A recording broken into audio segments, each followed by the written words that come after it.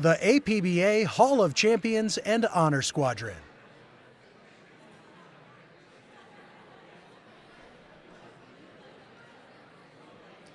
Welcome, everyone, to the American Powerboat Association annual meeting and celebration for the best of the best that the APBA has to offer.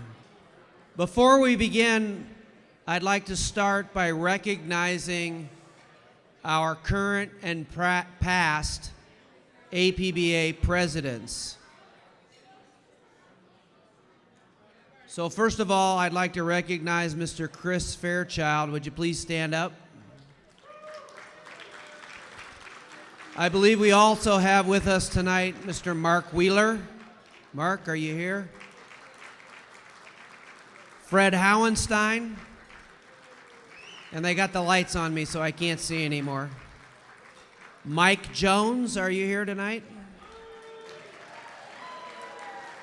Steve David was here. I don't know if he's here tonight. And Edgar Rose. Did I miss anybody? Rick Sandstrom.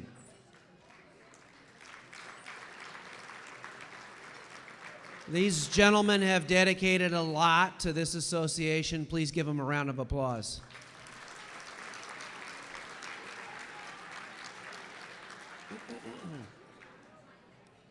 So tonight's very special. It's the annual meeting and celebration of the best of the best. And of course that includes racing, but it also includes service. And before we get to the racing, we're going to talk about service. So I'd like to welcome to the podium Ann Fitzgerald.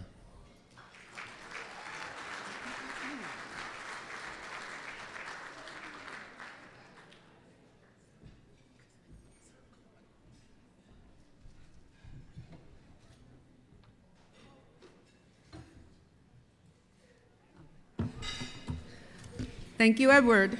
As we have done traditionally in the past, let's have the Honor Squadron members that are here line up in front of the stage. We have some chairs for those of you that want to sit.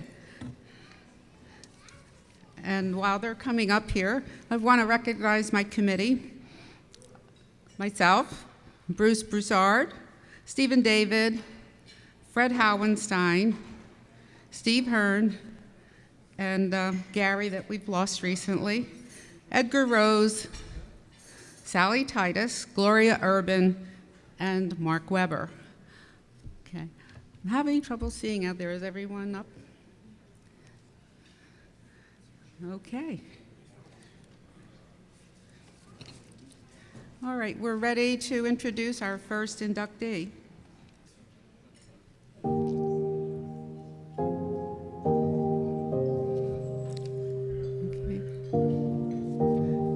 David Shaw of Lincoln, Delaware, exemplifies all that is characterized by the Honor Squadron.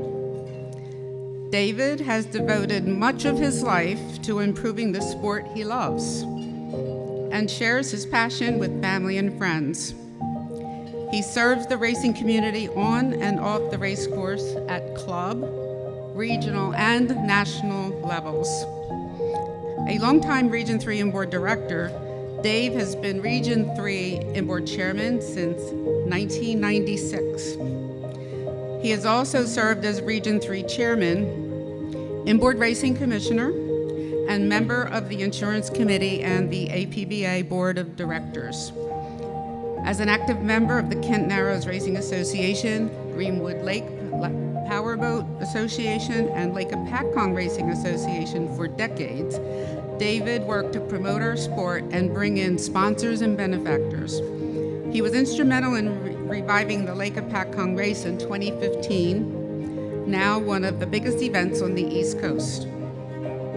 Dave is highly regarded by East Coast racing clubs for his deep knowledge of APBA policies and regulations. As a mentor to race organizations, he helps them meet insurance, state, and APBA paperwork requirements. He has been recognized for his service at regional and national levels. He earned the 1996 Region 3 Man of the Year Award, the Tony Scartine Lifetime Achievement Award, and the 2008 Bruce Broussard Service Award.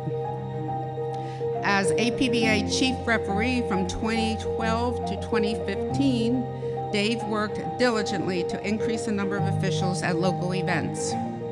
He has personally trained many officials with attentiveness and precision. He has been a referee at many inboard, vintage, and J-Hydro events across the East Coast and Canada. He is also an inspector of inboard and vintage events. In 2015, he joined the H1 Unlimited officiating staff, and in 2016 was named H1 Chief Referee. Dave optimizes professionalism at these events and is always available when needed. Dave began racing in 1973 as a riding mechanic in a Jersey speed skip. Shortly after that, he bought his first 145 and began driving the Suez T-boat. Over the next 2 decades, he set 3 world records and won 3 national high point championships, among many other titles. A proud member of Shaw Racing Team, Windjammer Motorsports, Martin Racing, and Team J&J Marine, Eastern Signtech, Dave steps up to help all. He has sacrificed time in the pits with his children to take on roles for the greater good of all events. He drives countless hours, towing boats all over the country to assist family, friends, and competitors with their racing dreams. Dave is a loyal and dedicated member who goes beyond what APBA asks of its membership. He has always served when asked and is always one of the first to volunteer when he is needed. Please welcome Dave Shaw to Honor Squadron.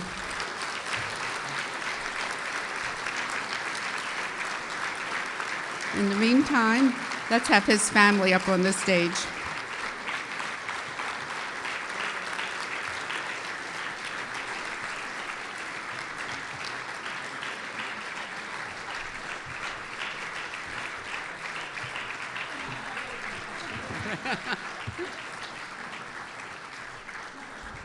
I'd like to have Dave's family up on this stage. Caitlin, Richard, and John, and Ann.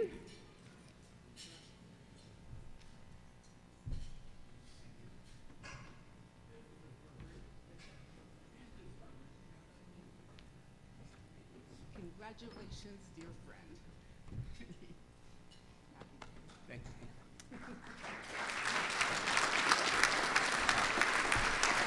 you. You know,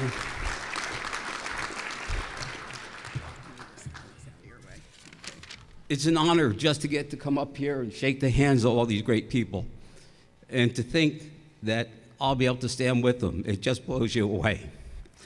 Like Annie said, I started in '73 and said when it stopped being fun, I'd quit. I can't imagine my life without boat racing. I met my wife at a boat race.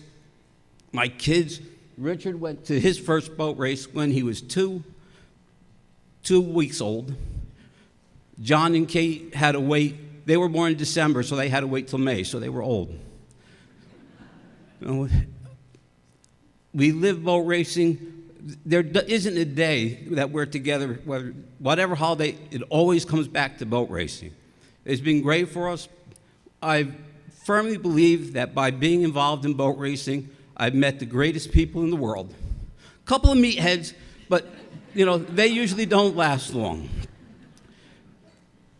I did write down a couple of names, because if I read the list of all the people who had helped me and been influential, I'd be here for an hour.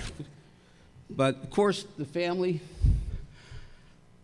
I grew up a couple of houses away from Kenny Brody, who ran GP and just died last week, very suddenly. But it's neat when you're a kid and your hero lives 3 houses down from you. It wasn't a baseball player or a football player or somebody like that. It was Kenny and Bill Muller and Larry Muller who lived next to me, got me involved in the racing. Charlie Williams, who I got my first boat from. You can't find a person who ever treated me greater. The first person who wasn't local who I met was Warren Wilhelm, and we're still friends today. John and Ann Fitzgerald. Lowell Master, one year, John pulled me aside, and I had been racing for like 2 or 3 years, and John says to me, "Hey, Dave, do you have any clue what the hell you're doing out there?" I said, "No." He said, "Well, let me talk." So about 3 hours later, he finished just the tip of the iceberg, and then I went out and got my first podium finish ever. So thank you, John.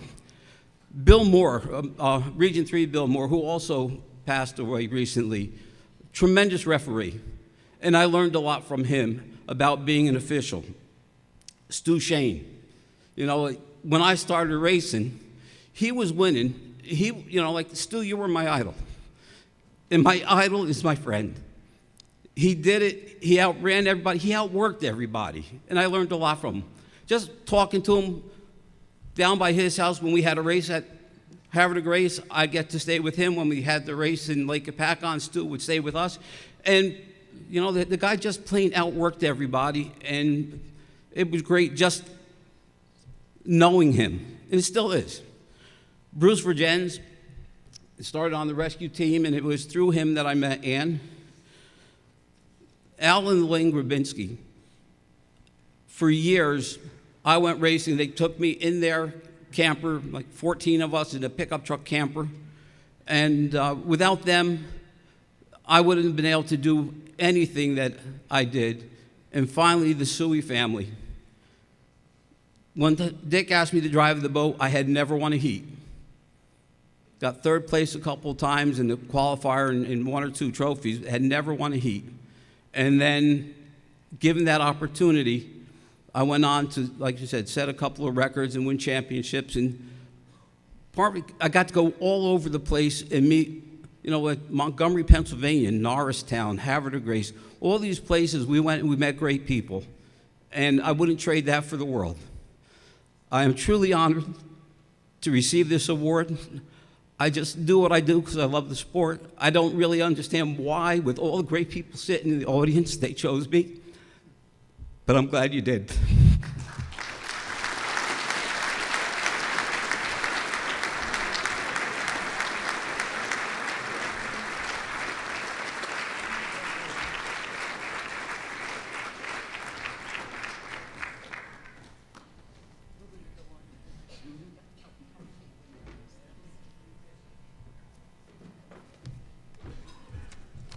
Congratulations, Dave. Next, inductee, we're going to have a little change in the program. Originally, I was going to read the bio, but there's a very strong connection between Dave, who just has been honored, and the next inductee. So I'm going to invite Dave back to the stage to have the honor of reading the next bio. An encore, that's never happened.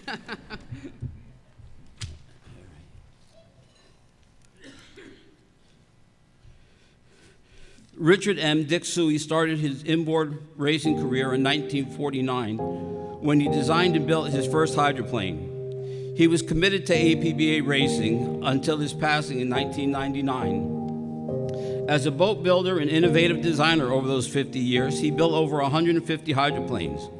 Dick Suey's designs were ahead of their time. He built his first cab-over hydro in 1955 and the first ever cab-over 280 in 1956, and the first fiberglass hydro in the 1970s. His boats were among the fastest in the country. Dick was a member of the Gulf Marine Racing Hall of Fame and the 100 Mile an Hour Club. He and his boats that he built won national high points and held numerous world records. Dick Suey loved hydroplane racing and wanted everyone to experience it. He willingly shared his knowledge and resources. He always offered a helping hand at races and at his shop, welcoming new owners and drivers. In his small community near Atlantic City, he welcomed at least 10 new drivers into the sport. His marina was a mecca for local racers. He believed in stock classes because of their affordability. He offered kit boats to entice people into the sport. His boats were popular in Canada and helped to grow the sport there as well. He called himself the poor man's boat builder and was proud to have put those men in the driver's seat. Dick Suey started 4 popular inboard hydro classes: 145, which is now 2.5 stock, 280 or E350, stock 7 liter, which is GNH, and the 72 cubic inch hydro, which is now our 1.5 liter stocks. The new classes generated excitement and more boats. It took a huge time commitment to create boat and motor specifications, not to mention the politics of proposing a new class, and the persuasion to even have it considered. It also took financial commitment to build a prototype in hopes that a class would take off. Can you imagine showing up to a race with a boat that had no established class? He was not afraid to risk his reputation to advance inboard hydroplane racing. Dick volunteered as a race chairman, president of 2 clubs, inboard commissioner, technical committee chair, and inspector. As a charter member of the Pleasantville Yacht Club, he helped create the Pleasantville Regatta and served on the race committee from 1954 to 1970. As a member of the Winding River Boating Association, Dick served as president of the Southern Division for years. Winding River hosted the Laurel Lake Regatta in Millville and the Red Bank Regatta. Dick was also a race chairman for the Ocean City Yacht Club. In 1960, Dick created the Mays Landing Boating Association and served as president for almost 30 years. Mays Landing is one of the few races still held in New Jersey. Dick Suey was always creating, challenging, and contributing to hydroplane racing. I had the opportunity to drive for Dick, and when you drove for Dick, you also drove for Seal, and they were the greatest people you could ever want to meet. Dick, if you knew him, had one of those forceful personalities.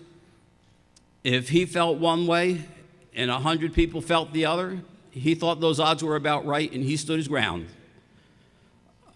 Just pleasure to be by him. I spent a lot of summers down working in his shop and learning things, and through him I met an awful lot of people, and to this day, I'm amazed that so many people recognize me, because I'm just a guy who drove a little T-boat for most of my career.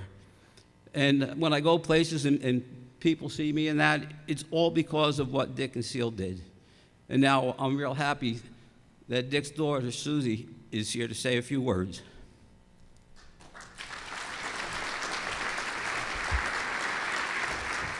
I'd like to introduce Susan Suey Elkins, Dick's daughter. And Seal, we miss you that you're not able to come here. But please know we're all proud of Dick. And it's really special that Dick and Dave are being installed the same evening for Honor Squadron. Susan. Hey. First of all, Dave Shaw, Dick would be so proud of you. You raised your family in boat racing just like he raised his family in boat racing. He loved all of you. And you guys meant a lot to him.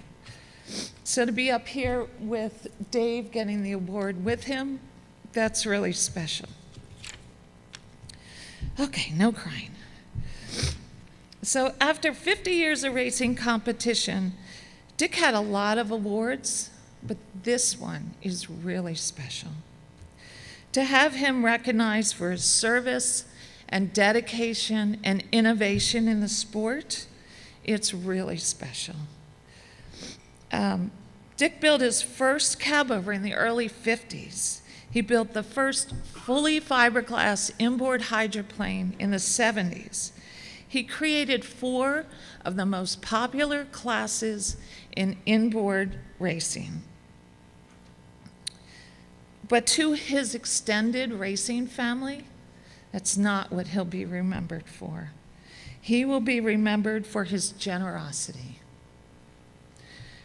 When I started this process of nominating Dad to the Honor Squadron, I contacted some of his old friends.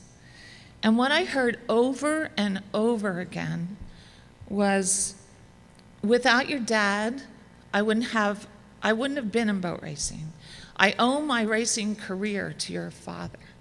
So even though he's not here to accept the award, there's always a silver lining. And what that is I got to hear all those stories.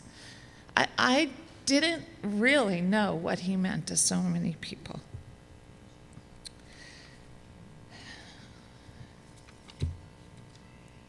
He was generous with his time and his talents. He had a calm, deliberate way of making you feel that you could accomplish anything. And honestly, as his daughter, I thought he only did that with me and my brother. But I found out he did that with pretty much anyone that wanted to be a boat racer. He wanted you to enjoy this sport as much as he did. Now, when you bought a boat or had work done by Dick, it wasn't just a business transaction. You met his wife, you met his kids, you had coffee at the kitchen table, and if there was time, he'd show you around Atlantic City. You became part of his boat racing family.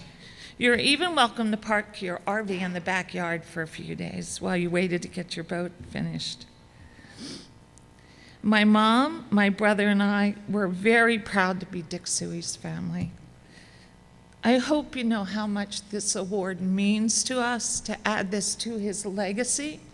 And with heartfelt thanks, we really, really appreciate this. So thank you.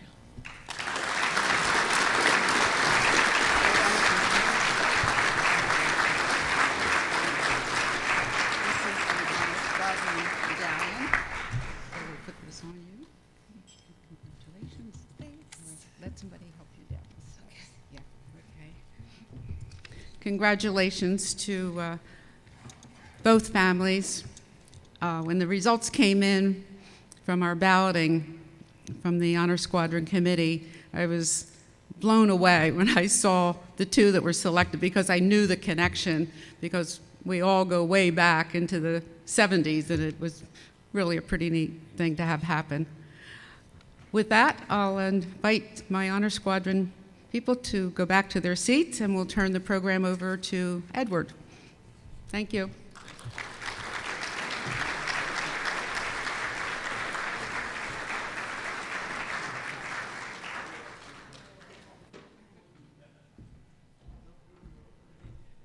Thank you, Ann. Congratulations to all the Honor Squadron inductees. Next is the highest service award that the APBA honors, the Charles Strang Ultimate Service Award. This award is only presented by the president of the American Powerboat Association, so I would like to welcome to the podium Mr. Chris Fairchild.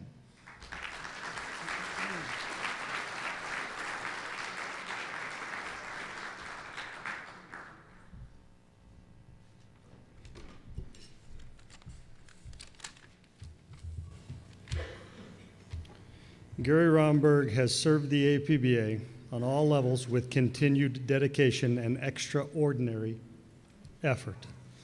Gary began racing at stock outboard events in the mid-1970s before retiring from competition in the late 1970s. He developed a great love for the sport. Gary and Bonnie Romberg's three sons also raced with APBA. In the late 1980s, Gary attempted a comeback in stock outboard competition. While milling for the start in his A stock hydro, he waved to the judges' stand and managed to flip before the heat began. The similarities are scary.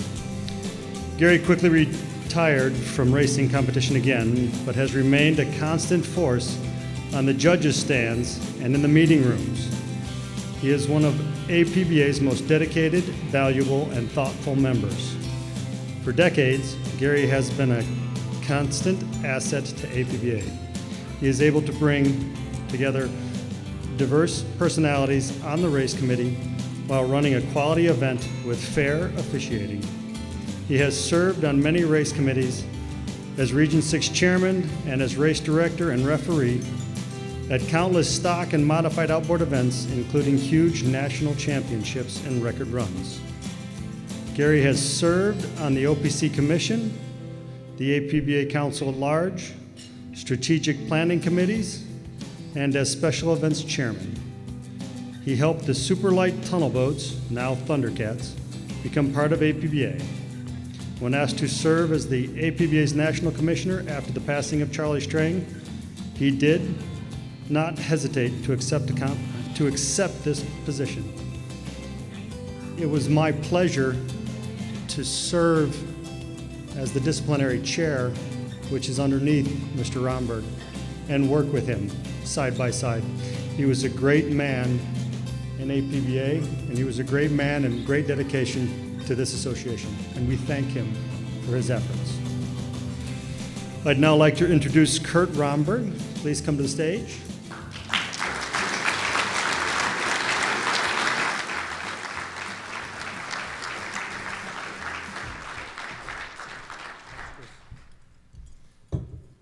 Thanks, Chris. I got a couple things I'd like to say about Dad. Some of you knew Gary Romberg for many years, and you knew him well. Others knew of him, but they really didn't have any interaction with him, and others yet in this room probably know nothing about him. I'm here tonight to broaden everyone's perspective of my dad. If you're going to play tonight, there's going to be a couple rules. First of all, everybody needs to have a drink in their hand, okay? Now, it doesn't matter whether it's a beer, or whiskey, or water, or wine, it doesn't matter, as long as you got a drink in your hand. And there's a couple rules, like I said, there's going to be a quiz, so pay attention. Okay, as I go through this, I'm going to say something, and it's going to elicit a response from the whole crowd, okay? So, when I say, here's to Dad, I want everybody in here to say, here's to the old man. Okay, and here's the quiz, because we're going to try this. Okay, go 1, 2, 3, I'm going to say, here's to Dad. You guys are all going to say, here's the old man. Okay, 1, 2, 3. Here's to Dad. Here's the old man. See, I told you boat racers could take some direction. Okay, Dad was a talker. Dad could talk to anybody on any subject, anytime, and usually have something relevant to say, which is sometimes a good trait and bothersome other times. I remember a time my wife and I went up to have lunch one Sunday with Mom and Dad at a local steakhouse. We get seated, and the server comes up, and there's actually 2 servers there because one of them is getting trained. And she gives the obligatory, how are you guys doing? Mom and my wife and I say, we're doing fine. Well, Dad takes his menu and just puts it down. Says, not worth a damn. And I thought, oh, it's on. And so Dad proceeds to chew the trainer out for not introducing the trainee. And so the trainee steps up and says, hi, I'm Sarah. And Dad proceeds, well, where are you from? What do you do? And it was like 4 minutes. And I could see this was going to be like 40 minutes. So I said, Dad, we have got to move on. And he kind of growled at me a little bit. But that was Dad. Here's the Dad. Okay. As a talker, Dad loved to tell stories. And there was one rule that he always followed. Dad would never, ever let the truth get in the way of a good story. Okay? And I'm going to give you a quote here from one of my cousins who's local. She says, a story has never really reached its full potential until Gary tells it. At work, Dad told a lot of stories to his guys. Dad was a world-renowned expert in wind tunnels. He traveled the world visiting wind tunnels to try to educate himself on why this wind tunnel had this item and what was the theory behind it. And Mom went with him a lot. I mean, they went to Australia and Japan and China and Russia, Eastern Europe, Western Europe, all over the UK. And Dad pretty much educated himself. And at the time he retired from Chrysler, he was the world-renowned wind tunnel expert, bar none. His stories to his guys about his travels in wind tunnels and what he learned would eventually end up talking about his kids to his group, right? Well, we're not going to get into that tonight. At home, Dad told his kids stories about his youth and growing up, and those would go on forever. Even as we got older, the kids would bring in friends, and finally we got married and have kids, and once grandkids started to come around, oh, they were a captive audience, right? And so the stories just started to flow. So he eventually started telling stories about himself, and I'm going to touch on a few of those tonight. Here's to Dad. You guys are good. Okay, first story is called The Date. This was before Mom and Dad got married. Mom, they had a date Saturday night, and Mom was gone. She had a function to go to, and Dad said, well, okay, I'll drive over to your house, and I'll park in front, and when you get home, we'll go. Okay, well, Mom and Dad, my grandfather and grandmother, had actually left the house, and Dad drove over, he parked in front of the house, right? He had brought with him a couple of adult beverages, and he ended up getting into those. Well, Grandma and Grandpa come home, and they're driving into the driveway, and they sweep their lights past his car. They see his car, but they don't see anybody in it. They don't think a lot about it, and they go inside. And so finally, Mom gets brought home, and the same thing happens, and she says, what is this? And so she walks over to the car, and there's Dad kind of taking a little nap on the front seat. And so she gets in and pushes him over and yells at him a little bit, and he grumbles, and she says, okay, I'm going to take you home. And then she says, okay, I need to go in and tell my folks what I'm going to do. One, so they know, and two, so she can get a ride home. Well, Grandma and Grandpa were having none of that. And they told her to stay home and that they would take Dad home. So Grandpa jumps in the car, jumps in Dad's car, and Grandma jumps in their car, and away they go. They end up going to Dad's house, and Grandpa stops the car and puts it in park, rattles a little bit, and Dad's kind of coming to a little bit. And let's remember the last thing Dad's heard. It was Mom telling him that she's going to take him home. Well, Dad gets up from the seat and reaches over and gives the driver a big kiss. That was Dad kissing his future father-in-law. Here's to Dad. Okay, we'll fast forward a couple of years. Dad is now going to go to school. He lived about 35 or 40 miles southeast of here in Buckley, and he chose to go to school at a school called Cal Polytech, which is in San Luis Obispo, California, just north of LA. If you Google that trip, it's just a little bit over 1,000 miles. Well, Dad was driving a hand-me-down car from his father. It had a working odometer, but the speedometer didn't work. And I thought, when Dad told the story, I said, well, those two things are connected. And I'll go right back to that whole don't let the truth get in the way of a good story thing. But he said, okay, didn't have a speedometer, didn't have a fuel gauge, but he knew he could go 200 miles. So he had to plot his trip up and down the West Coast at 200-mile increments. So he does this for a number of years. Kind of the ironic part of this story is when us kids were growing up, if anything was wrong with the car, we got pounded on. Get that fixed. And here you drove up and down the West Coast for years with a broken car. Dad, the other story about Dad in school, and Dad would tell you this to your face and be proud of it. When he graduated San Luis Obispo with a bachelor's degree in aeronautical engineering, he had the lowest GPA that you could graduate with. Right? That was Dad. Here's to Dad. Okay, fast forward a little bit, and Dad gets out of school and takes a job at Boeing, locally here.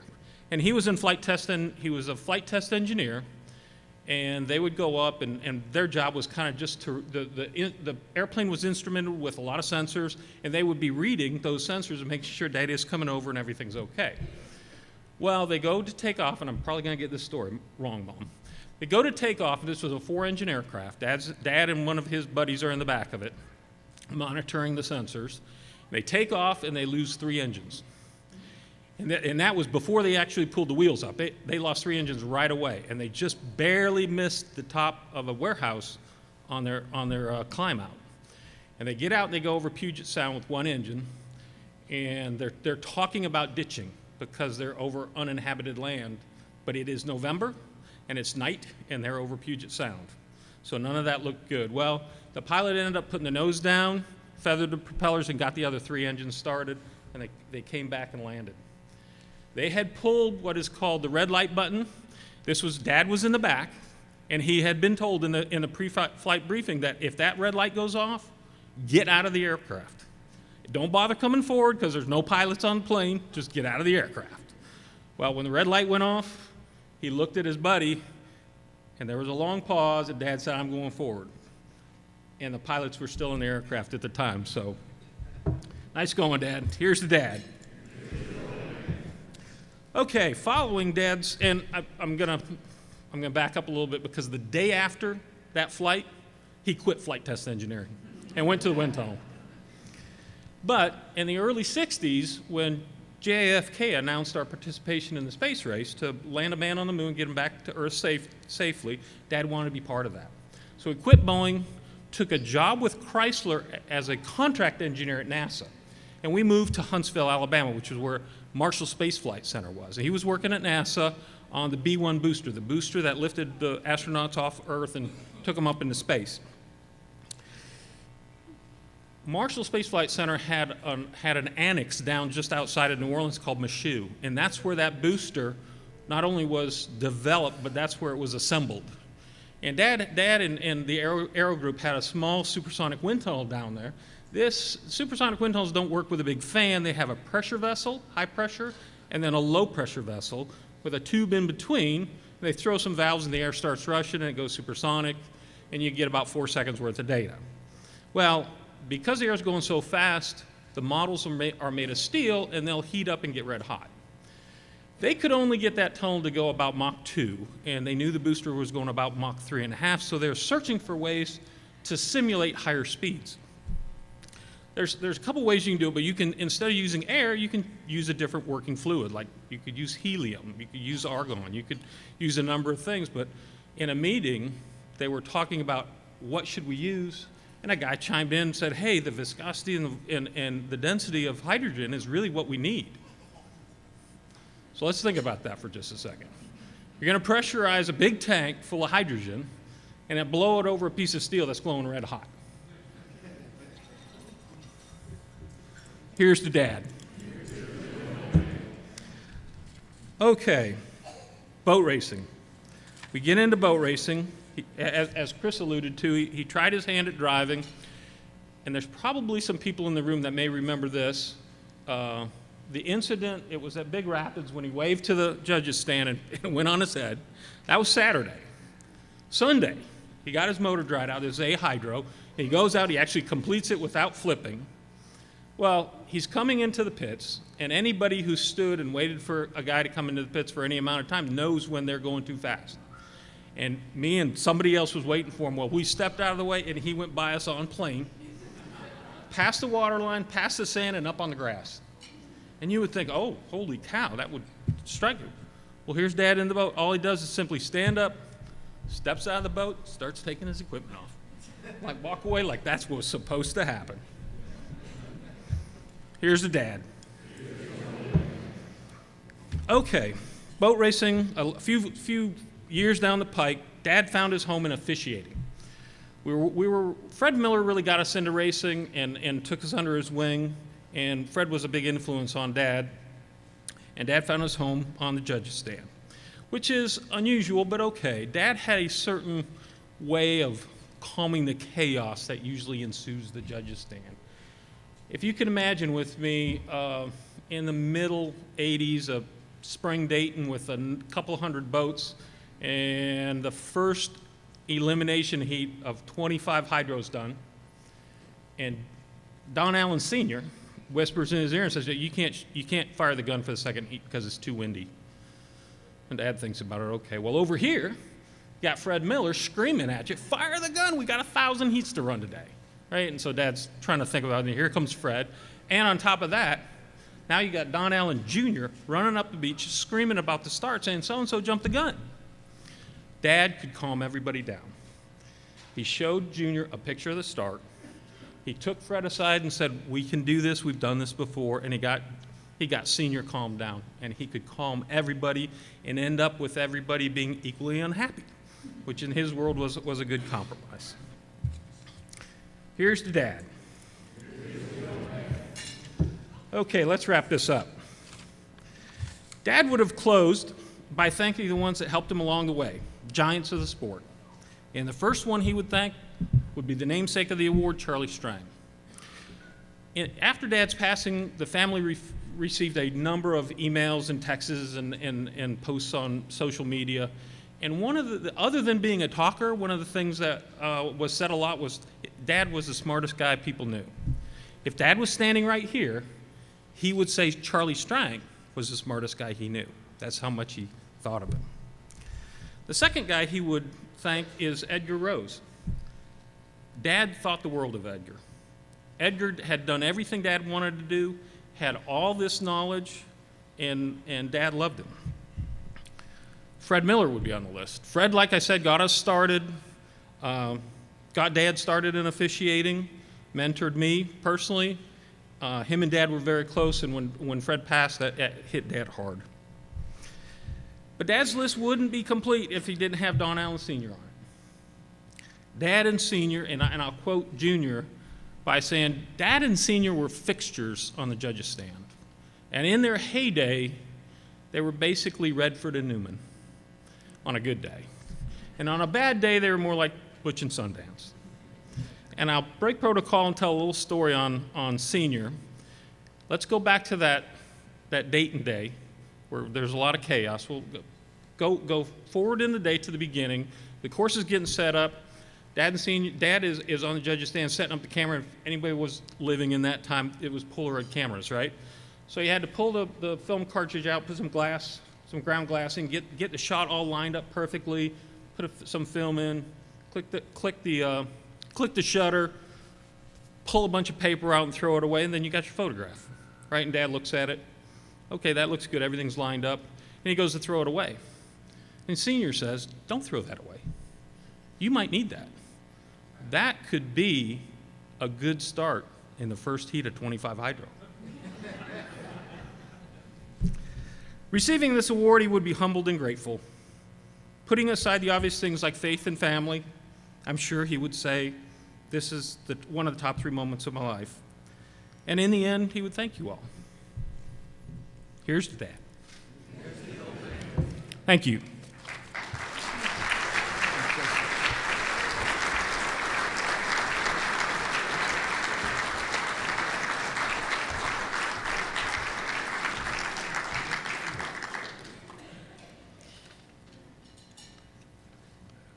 Thank you, Kurt. Your dad was a stalwart on the judges' stand. I always knew at Dayton when the 1-minute gun was going to go off because he would step down off of the picnic table that the clock was sitting on, and I knew when I saw Romberg's hat come off of the table, the 1-minute flag was about to go up. I have a letter here that I want to read about the Charlie Strang recipient tonight. Dear APBA members, Dolores and I are truly disappointed we are not able to join you this evening. We are, however, extremely pleased with the selection of Gary Romberg for the Charles Strang Award and saddened with his passing at the same time. Most of us knew Gary as a racer from Michigan. True to his character, he always proclaimed his most shining moment as a racer was when he waved to the judges' stand at the Grand Rapids, Michigan race in a ceremonious manner, only to flip in the process and wind up in the river.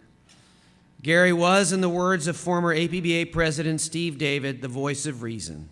It is very fitting and appropriate that APBA honor him with the Strang Award. To all of you, congratulations on another successful annual meeting. May you continue the APBA and carry its banner into the future. We love and miss you all. Stephen Dolores Hearn.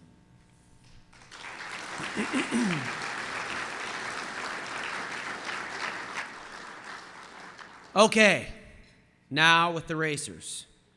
Tonight, we honor the best of the best. But before we do that, I would like all of the former Hall of Champions inductees and the Golf Hall of Fame members to please stand.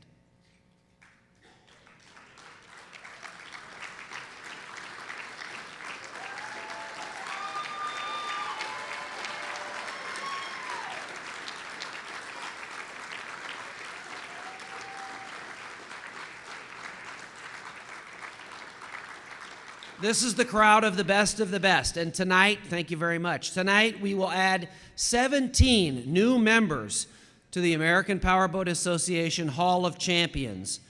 1 from the state of Illinois, 1 from Indiana, 2 from Maryland, 2 from New Jersey, 4 from Ohio, 1 from Oklahoma, 2 from South Carolina, 2 from Washington, 1 from Wisconsin, and 1 from Canada.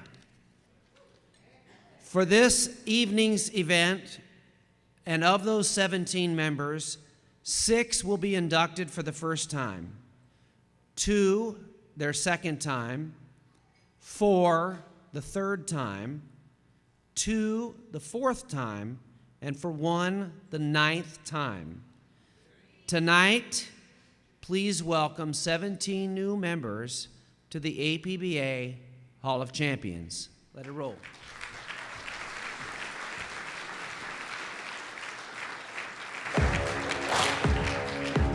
The American Powerboat Association 2019 Hall of Champions.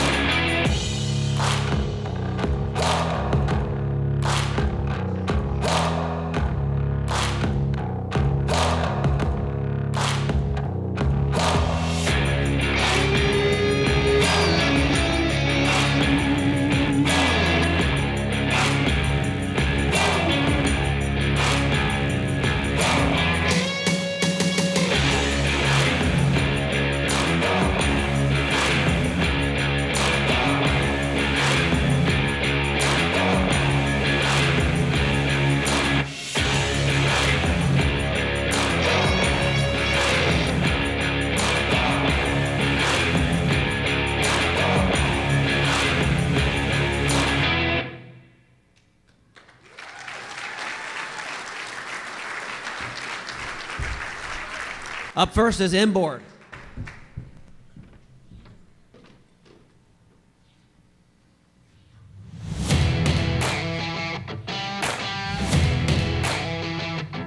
Mike Monahan of Ontario was just the man to drive BJ Maduri's NM60 Liquid Courage to a triumphant finish in 2019.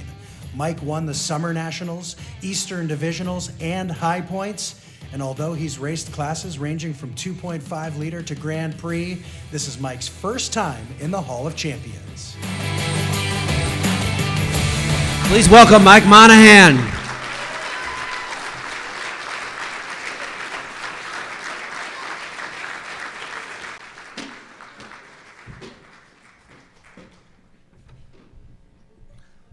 Is it hard to tell I'm from Canada, eh? Anyways, no, pretty cool to, I gotta start again. You guys know Dan Camfouche? He's won Hall of Champions numerous times. Well, I'm gonna do it from his perspective. I'm Dan Camfouche, no, anyways. Dan's one of my closest friends. Anyways, it was quite a year for myself. 3 years ago, BJ decided that he was going to buy his best friend, his dad's boat back from a guy, and he called me up and asked me to drive it. I was like, yeah, okay, man, whatever. I wasn't driving anything at the time because I am the world's greatest backup driver. I knew I was going to get a ride. We started off on this endeavor, and it was growing pains at first. And last year, with BJ, his dad Bernie Maduri, and Iron Iglesias, who built the boat, builds the motors, it was a fantastic year. I mean, we didn't lose a heat. It was just one of those dream seasons, And so I can't thank those guys enough. It was, and I'm here. I mean, 40 years of trying to do this, and I finally made it in a national mod. It was pretty cool. So, there's some guys out there that I race with now, Dylan Runney and, Donnie Allen and that guy Andrew Tate. Don't wait 40 years to do, oh, that's right, you guys have been here before. Oh, shit. And it's really hard, too. You got to race against a guy like Andrew Tate. We race in the HRL and, race against him, and everybody loves him. I mean, the old ladies love him. The young girls love him. I love him. I mean, he's like ridiculously good. He's got that, Superman jaw. I mean, he's got everything, and he's a great representative of the sport. And I put $2,500 in your account today. Do not beat me in any GP races. Okay, buddy? We're good. So I've been at a boat, I'm 56, and I've been at a boat race since I was born. My dad raced stock outboards and went off the inboard. So I was like 9 years old, 1972. My dad's racing D stock, and I'm like, I'm getting a J. I'm getting a J. Dad switched to inboard. So it took another 7 years for me to get a boat ride. But he was my inspiration. He guided me through all the tough times when I was a kid, and we built boats together. I still have fingerprints, but I sanded them off. He was a great guy, obviously. You don't know, but he's succumbed to some injuries from a boating accident, but my dad never wanted me to quit, so I never did. Okay, how many people remember their first win?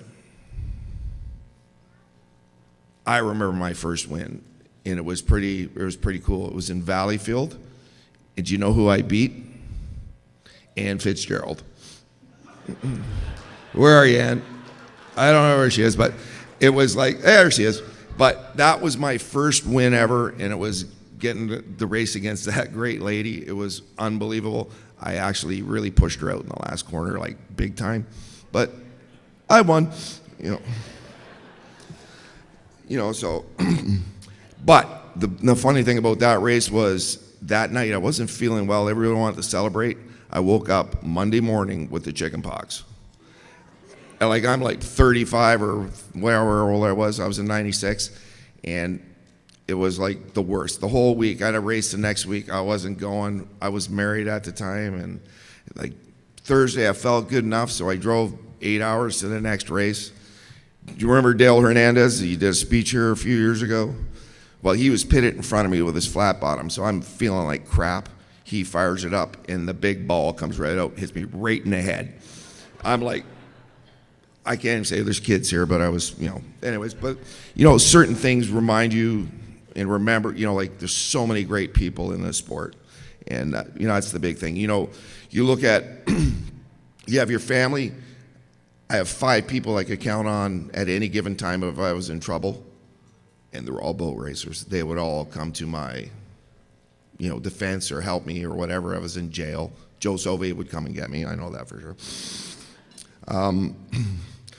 There's so many stories you can tell. I know I only got 5 minutes, but a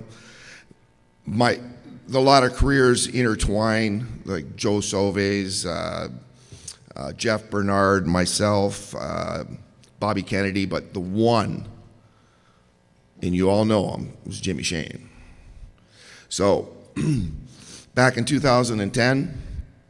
I wasn't driving anything. I get a phone call from Mike Weber running the Formula team. And he's like, what are you doing? I go, nothing. He goes, what are you doing the next couple weekends? I said, nothing. How would you like to drive the Formula boat? I'm like, yeah. And so I'm thinking this is pretty cool. I go through all the logistics. At the time, Jimmy was a third driver, and he had a GP deal with ACHA, which is HRL. And I'm like, this is cool. So I don't hear anything from Weber for a couple days. Get a phone call. He goes, I'm sorry, dude. ACHA let Jimmy out of his contract, and he's driving. I like, oh man, freaking! I could have been Jimmy Shane. A little fatter, but I could have been Jimmy Shane. So, anyways, life moves on. I get a call from Weber about 2 weeks later. He says, "You're going to be in Salina." I go, "No, I don't have a boat." He says, "Well, come." So we show up in Salina. Sure enough, the Formula boat's there. He says, "You're going for a ride." I'm like, "Oh my God, I'm going to drive an unlimited." So Jimmy goes out. He runs his lap at like 123. Well, it's pretty cool on a little course. I jump in it. Never been in an unlimited boat in my life. I run like 125. So we're sitting by the fire at night, and Kelly Shane's there, and she goes, "Hey, Mike, you really did good today. You know, you beat Jimmy's time." Jimmy's looking over at me. He's like, next day he went like 130. But, you know, closest I ever came, Jimmy Shane's, all your fault, man. But anyways, I'm a pretty lucky dude. I get to drive for two great owners, BJ Maduri, Ron and Sandy Thompson in Grand Prix class. They're very different, but they're the same. They just both want to win. It's a great honor. You know, I'd like to thank the HOC, Hall of Champions Committee, all the people who have helped me in my career. And last thing, we lost a lot of people this year. I didn't know a lot of them, but three of them really stood out to me. One was Robert Thurett, Jim Martin, and a really good friend of mine, Matthew Daou. Like to raise a glass to those guys and everybody else that's passed from our racing family. Thank you very much.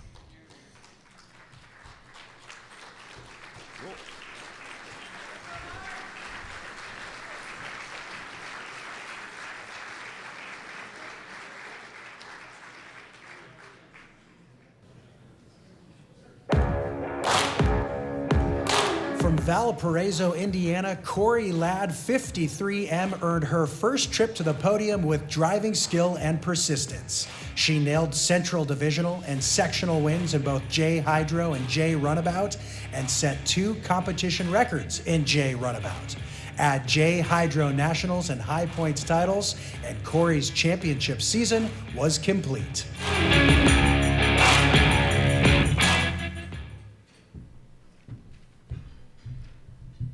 Please congratulate my daughter, Corey Ladd.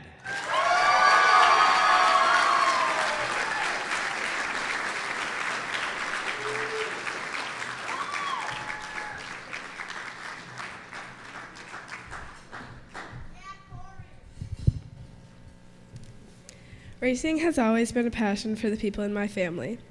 For me, it was a way to get into the J texting group.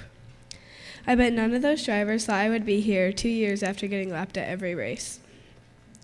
Most of it must have been all the testing I did. Many of you know that my grandpa, Joe Pater, is known for his excessive testing, but you have no idea. I dreaded waking up, even in the summer, to go and test in Michigan. I mean, come on, I need my sleep. But I do appreciate Mikey and the Pittmans for making some of those test sessions more fun. Like everyone else, I have a lot of people to thank. I need to thank God. First, I need to thank God, without whom none of this would have happened. Thank you, Papa Joe, for everything you did, including making my boats and motors faster, encouraging me, and sharing all your secrets.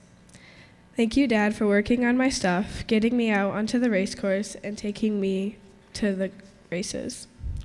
Thanks, Mom, for encouraging me, paying for this, helping me get out on the water, letting Dad work on my motors, and driving me to the 6 a.m. test sessions. Thank you, Gigi, for cooking the best foods for me and mowing the lawn so Papa Joe could work on my stuff. Thank you, Mr. Pavlik, for the use of your boats and for helping with the alternations when we were chasing points. Thank you, Mikey, for helping make our boats faster. I also want to thank Ryland Chu and Uncle Dean for fixing and mailing our national motor. Also, thank you, Dave and Kelsey Bennett, for letting us use your motor. Thanks to all my sisters. Izzy, thanks for being a good role model to look up to. Ava, thank you for letting me run the good stuff at nationals and being my toughest competitor in hydro. Ellie, thank you for always supporting me. I can't wait to see you on the race course this year. We've had the J Hydro National title in our family for 3 years, so it's up to you to make it a 4th. Mila and Theo, thank you for cheering me on all year. Thank you, Dominic, for making me more competitive, making me work harder, and most of all, being a good friend. Thank you, everyone, for the support, especially Carissa, Mrs. Miller, Mrs. Mitchell, the Bonanos, and Aunt Tracy. When you are born into a Lad and Pater family, a lot is expected of you. And then I became part herd, and it became worse. And I couldn't have been here without my blood and boat racing family. So thank you.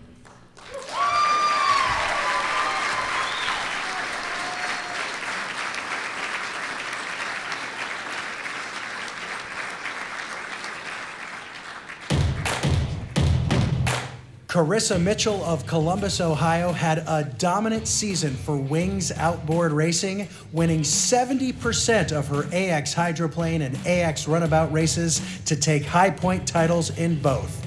She is the Central Divisional and Sectional Champion in both AX classes and earned a second consecutive national championship in K-Pro Hydro along the way.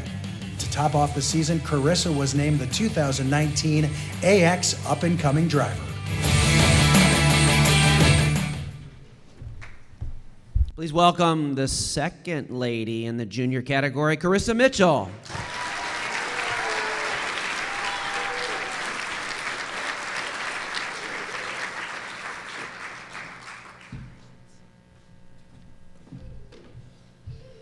It's going to be hard to follow that.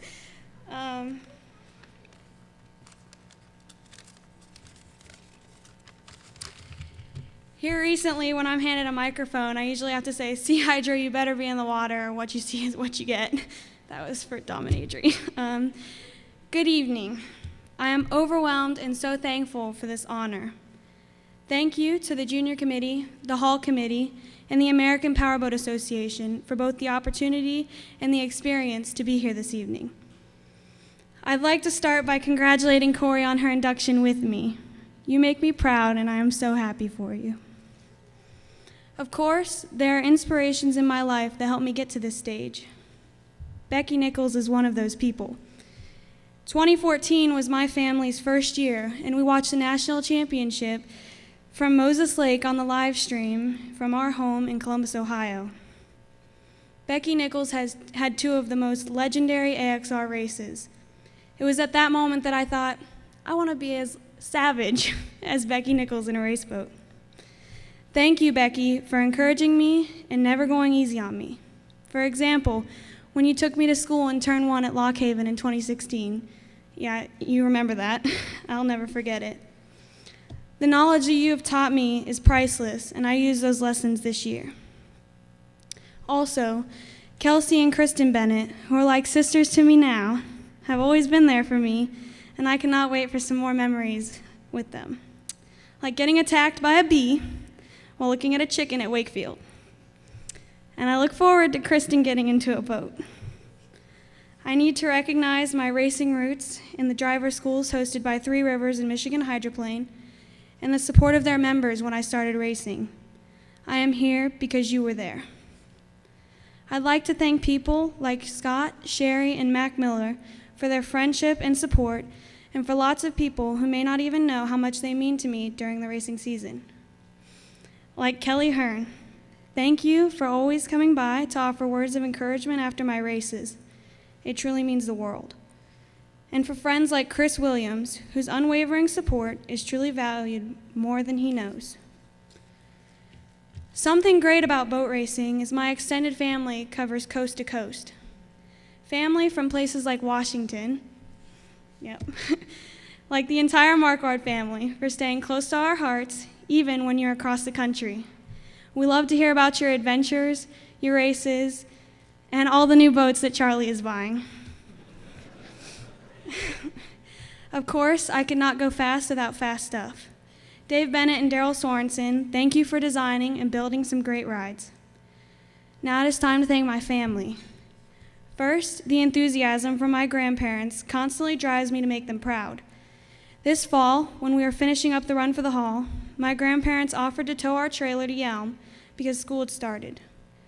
Thank you for being a part of our team and always offering words of encouragement. Without a doubt, I am standing on the stage because of the constant support from my parents. You guys have taught me that my character is not defined by how I fall, but instead on how I rise from the fall. Thank you to my mom for being my rock, because you are the person that grounds our entire team and always finds a bright side. My mom is the real champion. She works in the shadows so that Nate and I can stand in the sun. To my dad, thank you for working tirelessly on our equipment. You're one of the hardest working people I have had the pleasure of knowing. Never stop fighting for the good of boat racing and everything else you are and become passionate about. Finally, I'd like to thank my biggest inspiration, Nate. Thank you for constantly teaching me to dream bigger and higher, to never give up, and to face challenges head on. In fact, one of my first AX Hydro races was with Nate and Rylan Chu at Dayton in 2016. I had the incredible opportunity to watch two great drivers battle deck to deck for 6 laps. Nate, I learned so much from how you execute in a race boat. In closing, in his 2017 Hall of Champions speech, Jimmy Shane said that if you wanted to stand on the stage, you have to fight for it. Don't be afraid to fail, because that's how you learn. Well, Jimmy Shane, I happened to be in the crowd that evening, and I took that to heart. I actually met Jimmy Shane 2 nights ago. It was the greatest thing that ever happened to me. I'm sorry. I'd like to add a few words of my own for a young racer here in the crowd, or watching from home, or even watching a rerun of this in the future. Don't be ashamed of your mistakes. Watch videos of your own races. Watch videos of other racers. Fight for your lane. There is a video of one of my races on Facebook where someone tells another driver, "You let that girl beat you." I'd like to clarify, no, he didn't. He never had a choice in the matter. Thank you. And I hope my induction helps you realize you can do this. Thank you all so much.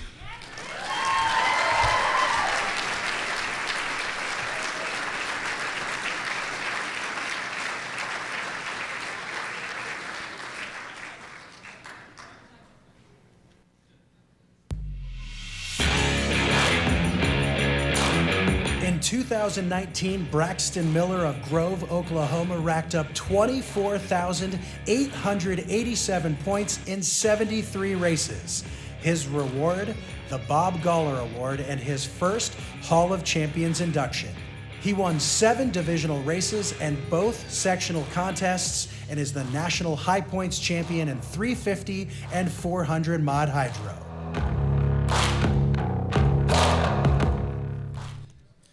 Please welcome Braxton Miller.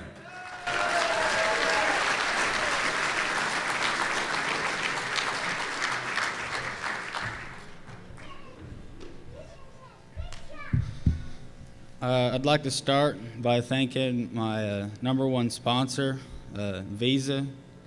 Unfortunately, Rick wasn't able to come to very many races this year because he was too busy at home working to be able to pay him back. And it takes the first time I got this dream to be able to come up here was 10 years ago here, and I was sitting next to Amy Sweeney, and she was always she was nice. Remember her cutting my steak and everything, being a really good, awesome mother figure and everything. And on the way home, I asked my grandpa, I was like, well, how do I do that? And he's like, well, when you get out of high school, then you'll get your chance. But in the meantime, I'll take you around, teach you everything you need to know, and we'll get you there. And I was like, all right. And so we took off, and we went all through Michigan. We were gone for months, never even went home. And we got to meet awesome people. I remember staying over at Joe Pater's house, and his wife was always cooking food. It was awesome. And he said, you can have all the food in the refrigerator, anything you want, but there's one room you got to stay out of. And every time I walked by, it always had some funny smell. I couldn't figure it out, I guess we'll never know what that smell was. Another one of my great memories of my J days was when we my grandpa drove for like 15, 16 hours one day, and he's like, we were trying to find this race course and we couldn't find it, and we eventually gave up, and it's like, I'm just going to park here. And we're parked in a really, sketchy area of a town, and he got in the back and he's like, all right, I'm going to sleep. And I'm like, well, where am I supposed to sleep? And he's like, aren't you a Boy Scout? I'm like, yeah. He's like, well, then sleep outside.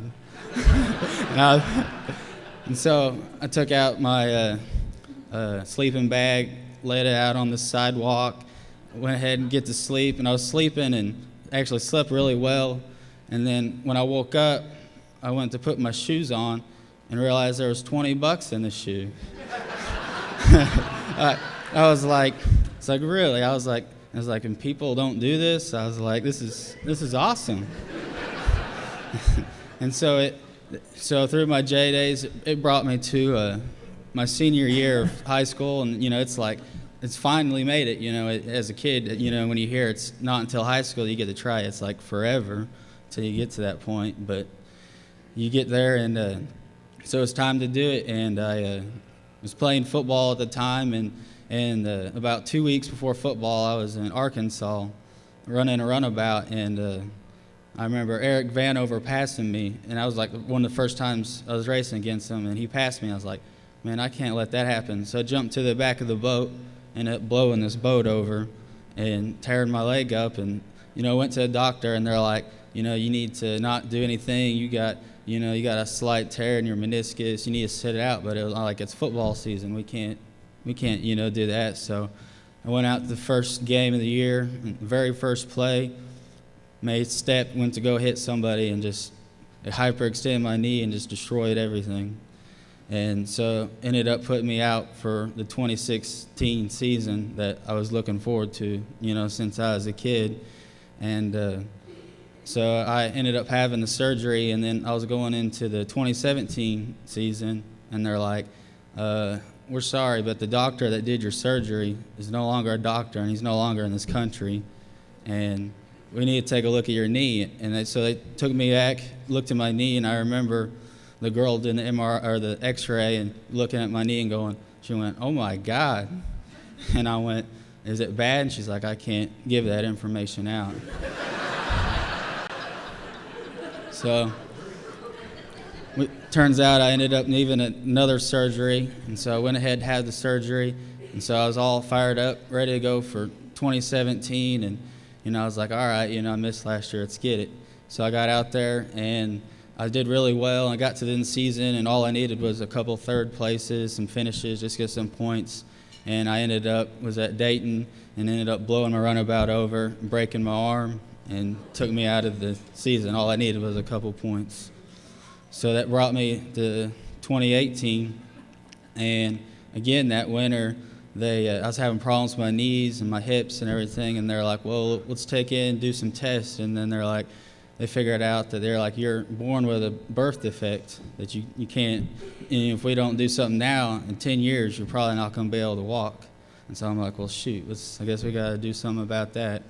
And so I went ahead and got the surgeries needed to be done, and when I was going through all those surgeries, I remember Rick calling me, going, like, hey, don't worry about it. Whenever you get healthy, all the stuff's yours. You're not going to be replaced. And he's like, by the way, when 2019 hits, we're gonna, I just got done calling Mark Tate, so all the motors are built. I got Ross Webster, all those motors are built.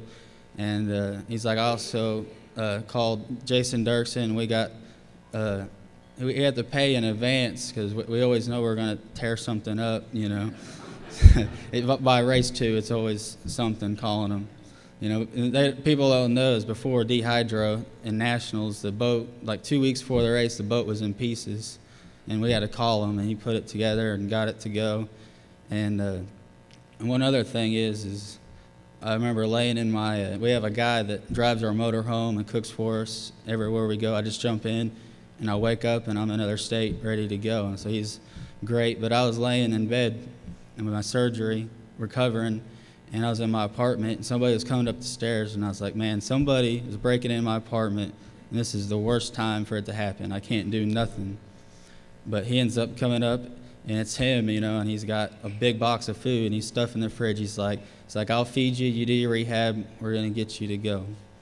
So we go into the first race of 2019, and we're on our way home, or on the way to the race, and Charlie, our kind of all-around guy, our chapel guy, he tells me he ain't going to do, he says, don't worry about anything. If something happens, just blow it off, because I was just meditating in the back, and God already told me you are going to win this year, so don't worry about anything. And I was like, whatever, Charlie. And so throughout all my things, one of the biggest things I learned was to compete through everything. And to me, that means doing the best you can with what you have. Whether that's like Pavlik running with no fin and half a sponson and be able to still win the Nationals, or going back home and having my grandma all mad at me for wrecking and trying to get her to let me go to the next weekend. But in the end, the most important thing I learned was to be able to compete in life.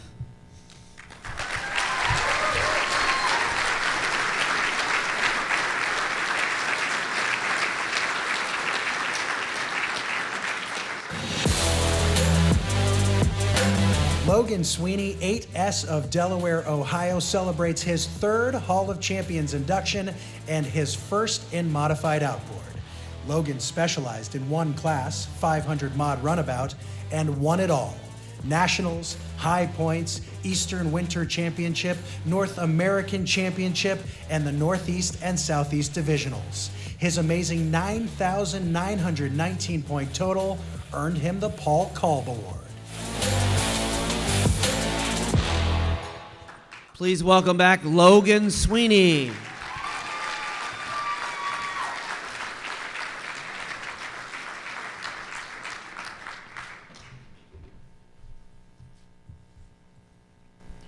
Good evening. I'm glad to be back in Seattle, home of the Seattle Seahawks. I know you guys love your Seahawks, especially Marshawn Lynch. Well, earlier, I saw Kyle Ball wearing his Seahawks jersey, so I asked him if he thought Seattle would ever win the Super Bowl. And he said, "No, I think we'll pass."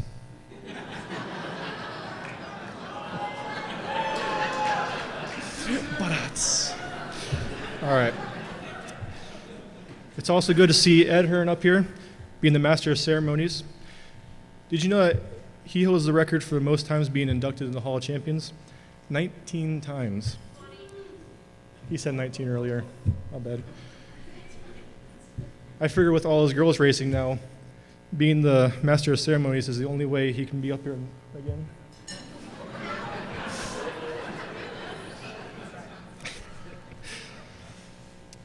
Three years ago, our friend Jerry Davids came up to us and asked us if we would be interested in running 500 mod runabout. We told him, well, we don't have a 500 mod boat, a 500 mod motor, and a 500 mod prop. So we said, sure, why not? Jerry looked at this as a minor obstacle. Being the generous guy he is, he hooked us up with everything we needed to race 500 mod runabout. At Nationals this year, I was standing next to our trailer ready to go out for the finals, and I was wearing all my safety gear and feeling a little nervous, of course, while I felt someone grab me and pin me up against our trailer. And he said, "Come on, you can do this." And 3 years ago, after I was injured from a race in Pennsylvania, this same guy offered to send a stripper to my room. Jerry, you're a true friend. By the way, I'm still waiting on that stripper, by the way. So. Every time I hear a knock in my dorm room, I think maybe, just maybe. I would like to congratulate all this year's inductees, especially Austin Vanover, for winning 8 national championships this year. The only nationals he didn't win was against my 53-year-old mom.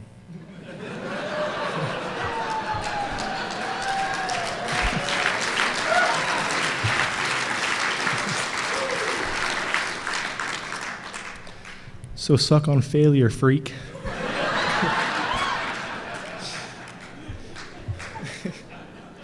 Mikey Pavlik also had a great year, winning 3 national championships in all of the Yamato classes.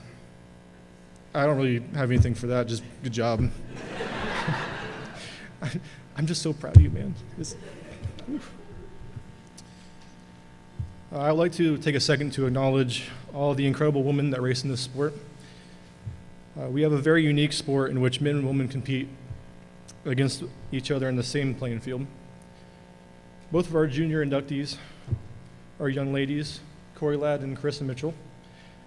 Erin Pittman and Amy Sweeney won national titles this year. Kelsey Bennett, Kiara Marquand, Kelly Hannon, Tracy Trollian, Laura Wheeler, Becky Nichols, and the Dirksen girls all had a great year. There are many more, too many to list. Many of the women that are at our races don't get in a boat.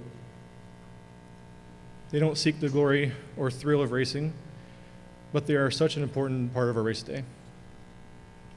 They work behind the scenes because they want to help and be a part of something we all love to do. They often work all day for little to no thanks. Well, tonight I want to say thank you and that we appreciate everything you do. Well, I wanted to...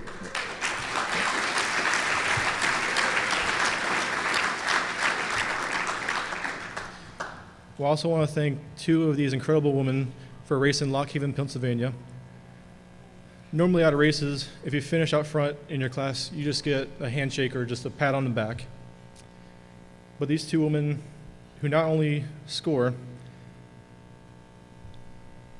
they took it upon themselves to go out and buy lumber, cut it, router the edges, burn the class, place, date, and even a picture of a race boat into the wood. And if that wasn't enough, they even varnished them, making awesome plaques for all the winners. Jill and Caitlin Glossner took the time, money, and work to make sure we received something for our accomplishments. They didn't have to do this. They did it because they love boat racing. And I just want to say it meant something special to us.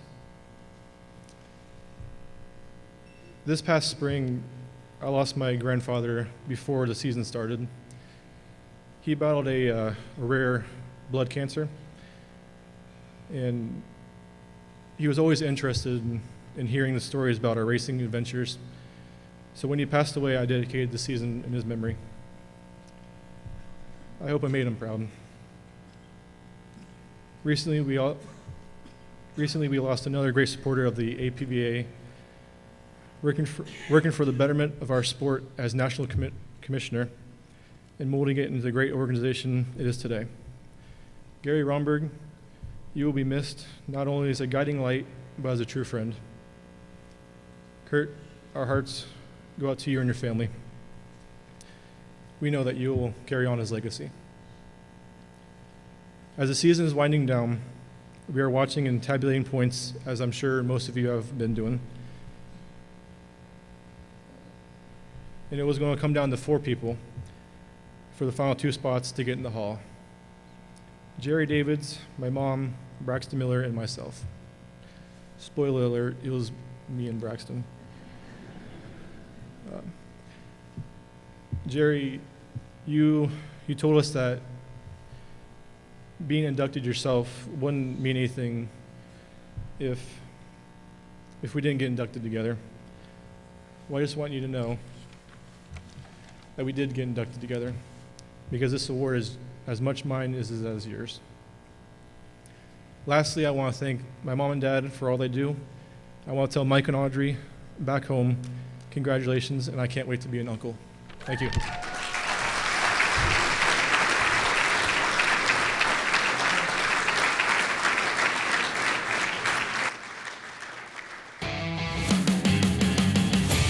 Austin Vanover, 18H of Cincinnati, makes it 3 Hall of Champions trips in a row in modified outboard.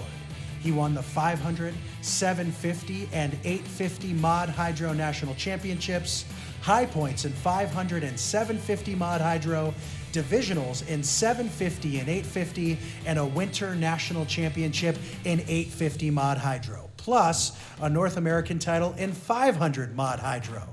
And not to spoil the surprise, this isn't Austin's only induction this year. Please welcome Austin Vanover.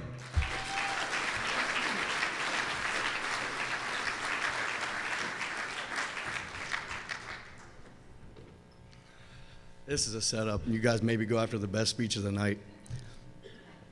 15 to 20 years ago, my dad, Eric Vanover, started driving for Cliff Johnson.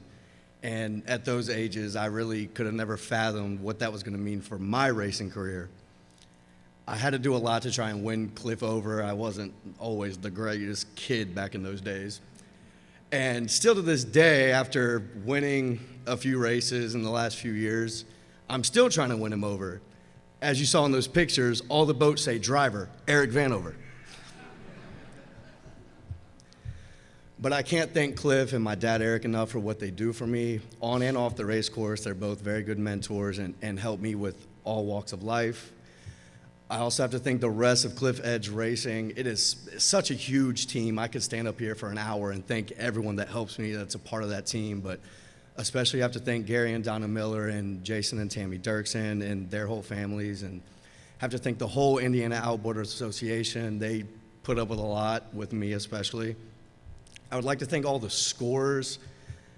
I do a lot of weird stuff at boat races, like register for a random class at the very last second, or scratch, or do a boat number change. They put up with a lot. Thank you very much. Thank you to the inspectors, even Kurt Romberg, who threw me out for my first time ever this year.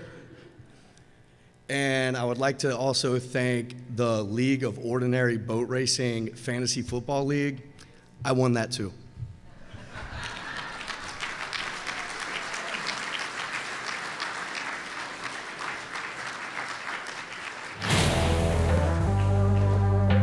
John Peters 499 of Arlington, Washington has raced for 12 years, but 2019 was his best year so far.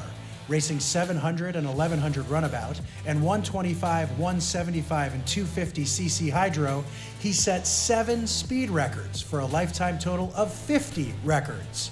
John also nailed the nationals in both 125 and 175 cc hydro and won national high points and Western championships in 1100 CCR. He just keeps getting faster.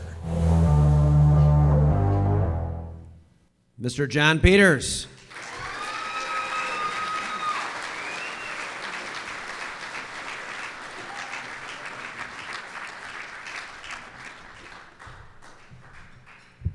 Thanks, Ed. You know, you age well. 5 daughters? Okay. Is that what it is? Austin, thanks for giving a great speech. You'll be after me as well. So, you know, you can do another great one. I appreciate that. It just makes me look a little bit better. Actually, I set 9 records this year. That was actually wrong. Technicality. How do you make a great boat racer just a good boat racer? You give him a mortgage. Sorry. That's my own joke, my own creation, and I thought it was pretty funny. Being new to this, I asked Mikey Pav, what do I do? And he said I have to do a 45-minute presentation, a PowerPoint with a flow chart. So if we could dim the lights, I'd like to get started on that. That's not the case. No, not at all. But, you know, there was it's not in the speech here, and I did that digitally, and I'm on 24 font. So it's not that I can't see, it's just easier to see this way. And dads are are the underlying tone, it seems like, tonight. And so first off my list to thank is my dad. You know, a couple of years ago, we thought you were going to kick it. You know, you had cancer, and we just didn't think you were going to make it. And I'm glad you did make it. You know, we're painting each other's ass, continually challenging each other, but ultimately making it better for each other. D-Lake Kilos this year, the morning was beautiful, but we couldn't put anything together. I had a great pass in 125 hydro. That's that laydown boat that you saw there. But on my way back through the traps, I started getting shocked through the pipe puller every time I pulled the pipes. Needless to say, it was a shocking experience and had to back out. We chased electronic issues for hours, but went out in 700 runabout instead, which promptly loaded up. entering the traps. Coming back to the beach, the weather was completely deteriorating, which is a big deal when you do straightaway records. If you ever go and you realize that weather is everything. The weather was deteriorating, and so was our soul. For a few hours, we tried to figure out what was wrong with each boat. Finally, we figured out the 125, and then the 700 runabout. But the water was done. Wind, waves, everything. But the tides were shifting. We had a local guy who lived on the lake, and he knows what's up. So he said, the tides are shifting later this afternoon. You're going to have an hour of okay water. We went out in the 700 runabout, and we set 2 records back to back. We figured it out. And then we went out in the 125, but I was scared. The water was coming over the bow, and it just wasn't perfect water, which you need for straightaway records. I went out, did a pass, came back in. My dad was on the beach saying, go back out, go back out. And I was about ready to flip him the bird and say, no way, no way. But he saw the weather was getting better, so we promptly went back out, and I made another run. We set 5 more records that day, all back to back to back to back to back, which was pretty darn neat. He built our boats, motors, and props. I'm going to be here without you, so thank you. Jimmy O, a lot of you guys know Jimmy Oberto. He was the first guy who was my first boat owner, and he gave me an opportunity to drive for him Yamato classes. And, there's some people that can say something to you when your dad could say the exact same thing to you, and you completely take it in a completely different context. And that was Jimmy O for me. He was like a father figure in the beginning, and is definitely a great friend now. Sean and Dan Byrne, they're not here tonight, but they let us go out and run a carbon boat, know us why. Had J Hydro weight, and we went out and set a bunch of records and won a bunch of championships all in a row. So I really thank him, them both. Darren Goring, he's gone for the day, but he made me tear down a whole row of Merc 500 saltwater blocks just because we were trying to look for some reeds. And we took them all the way down. Somebody's giggling. They know what I'm going through here. I took them all the way down, and not a single reed cage was what we were looking for. But it was a great learning experience how to take those buggers apart. J-Dub, you're here, yeah? No? See you later. Okay, yeah, I can't see anything, the lights. Thanks for embracing me, or helping me embrace the weird. Monkey say, monkey don't. I could have made normal boats in the garage, but you encouraged me to push it. You designed and started the big runabout that we run, Pop's finished, but it was so nice to know on the first lap I didn't need to worry about the boat doing anything goofy. It's not often you get to alter people's perspective on how a boat for a class should be built, and you've done that. That's a legacy that goes beyond our generation, and something I want you to be proud of. Congratulations to you for that. I send him that text every once in a while, like, what's it like? What's it like to change people's perspective? And he just kind of giggles at me and says, shut up. Chadwick with the Cadillac. You're the cornerstone we never knew we needed. Thank you. You're the first person I'm going to call when the zombie apocalypse happens. You know how to get stuff done. Mike and Julie Thurby and Preston, I knew I was in good hands when you lent us your best prop to go testing with. Who does that? It's so nice. I got in a wreck also one time, and Julie, she comforted my wife, Jody, and those words go beyond boat racing as well. And Preston has, he and Jody at the boat races hung out a lot together, and that's, it's hard when you're bringing your whole family along, and boats are your hobby, and boats aren't her hobby and stuff. So Preston, tell him thank you for me. Pavlix, thanks for never building me that C-stock hydro I keep on ordering every winter. Even put a down payment on. I thought the check to your wife was going to make it happen. I'm going to try something else different. Thanks for, the ASH, but you did build the ASH, which I appreciate, which was for my daughter, Lynn, and she's 6, and I bought it for her when she was 3 for Jay. And I conveniently have tested it. It's fast. We actually set an A-stock hydro record 2 heats after or before the 700 runabout record, which is a little bit different racing there. Let's see here. I know Howard and Jan Shaw, thanks for all the selflessness you give to us in the sport. I really appreciate that. I won't get into those stories, but Man, we worked our ass off, that's for sure. Rich Fuchslin, thank you for letting me drive your rig. That 3 exhaust. Oh, it's his birthday today, too. Old man. Oh, no, happy birthday. You got to check out this 3-step exhaust that he has me run on this. Oh, I'm sorry. Oh, no. Shh. I won't say anything more. Yeah. It's pretty cool, but there's a little gap between the horsepower and you have to put, it's, never mind. We'll get to that. Mom, thank you very much. Thank you for all you do. I really appreciate it. Moms are moms. Love you. Thank you. Finally, my Jody Lynn, my beautiful wife. Thank you for your patience, your understanding, and sometimes appreciating my love of going fast. I know you don't like me in the garage and are eager to have me come back inside, but reality is I'd rather have it that way than any other. I'm excited to take it easy year or two, but Lennon is soon turning 9.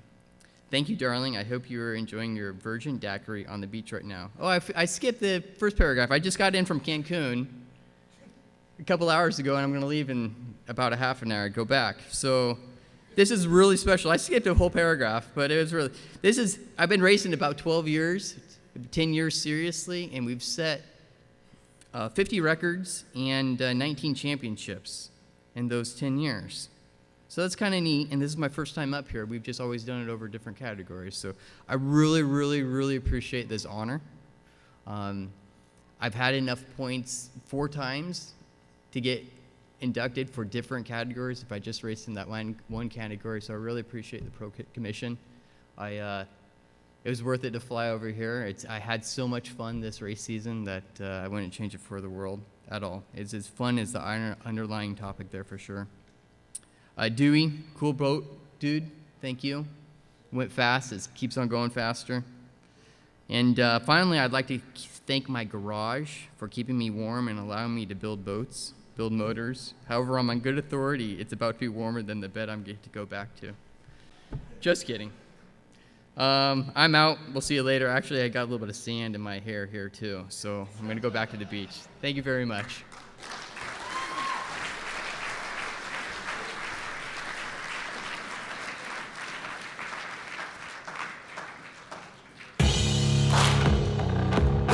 Is Austin Vanover tired of winning yet? In pro alone, the hotshot won 5 national championships and led high points in 3 of those classes. Thurlby Racing supplied the dialed-in M47 and M14, and Austin drove them home. This is his first induction in the pro category and his 4th overall. He's just getting started.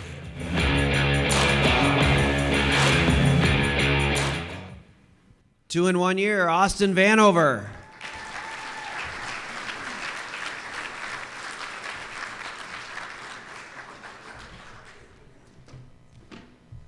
Congrats, John. As you saw in most of the pictures of Two-Man Runabout, he was on me every heat. That was 3 of the toughest heats of racing that I had all year. I wanted to tell a really funny story about Mr. Mike Thurlby. And I was laying in bed, a couple weeks ago, trying to think of a story I wanted to tell. And I came to the conclusion that all of them are not very family friendly. But Mike is not a man of many words. Hey, Mike, it's a brand new motor. You think we should go break it in? You'll be fine.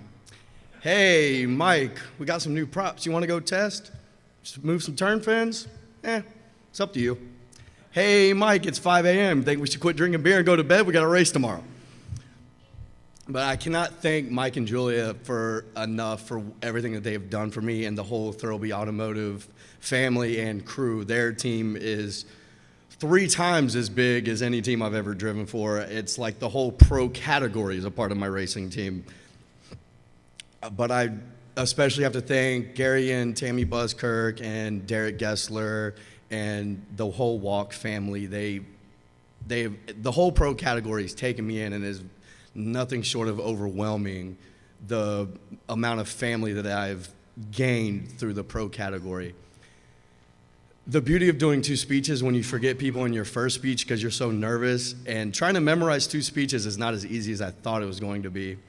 I have to throw in Steve Dunn and Mark O'Brien. They do so much for me and their racing teams. I cannot thank them enough. And I have to thank my girlfriend because she has not cut my hair in the middle of my sleep yet.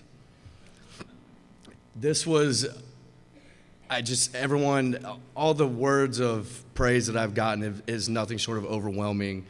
I really don't know how to take it, and I don't know what to say back to a lot of the things that people have said to me. And it was a year, and I drive for the best people in each division that I could drive for. And I cannot thank everyone enough for all the help and kind words that I've received this year. Thank you.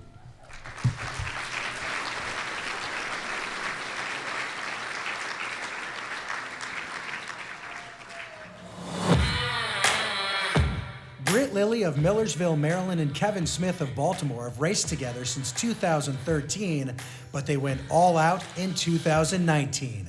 They won 8 out of 10 Pro Stock V races, APBA and OPA high points, and the Offshore Championship in Inglewood, Florida. Years of testing and tuning together gives them the confidence to push the boat hard, and it's paying off.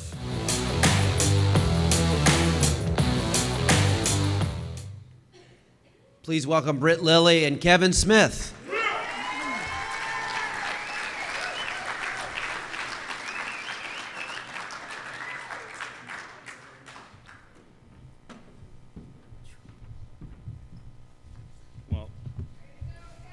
All right, thank you.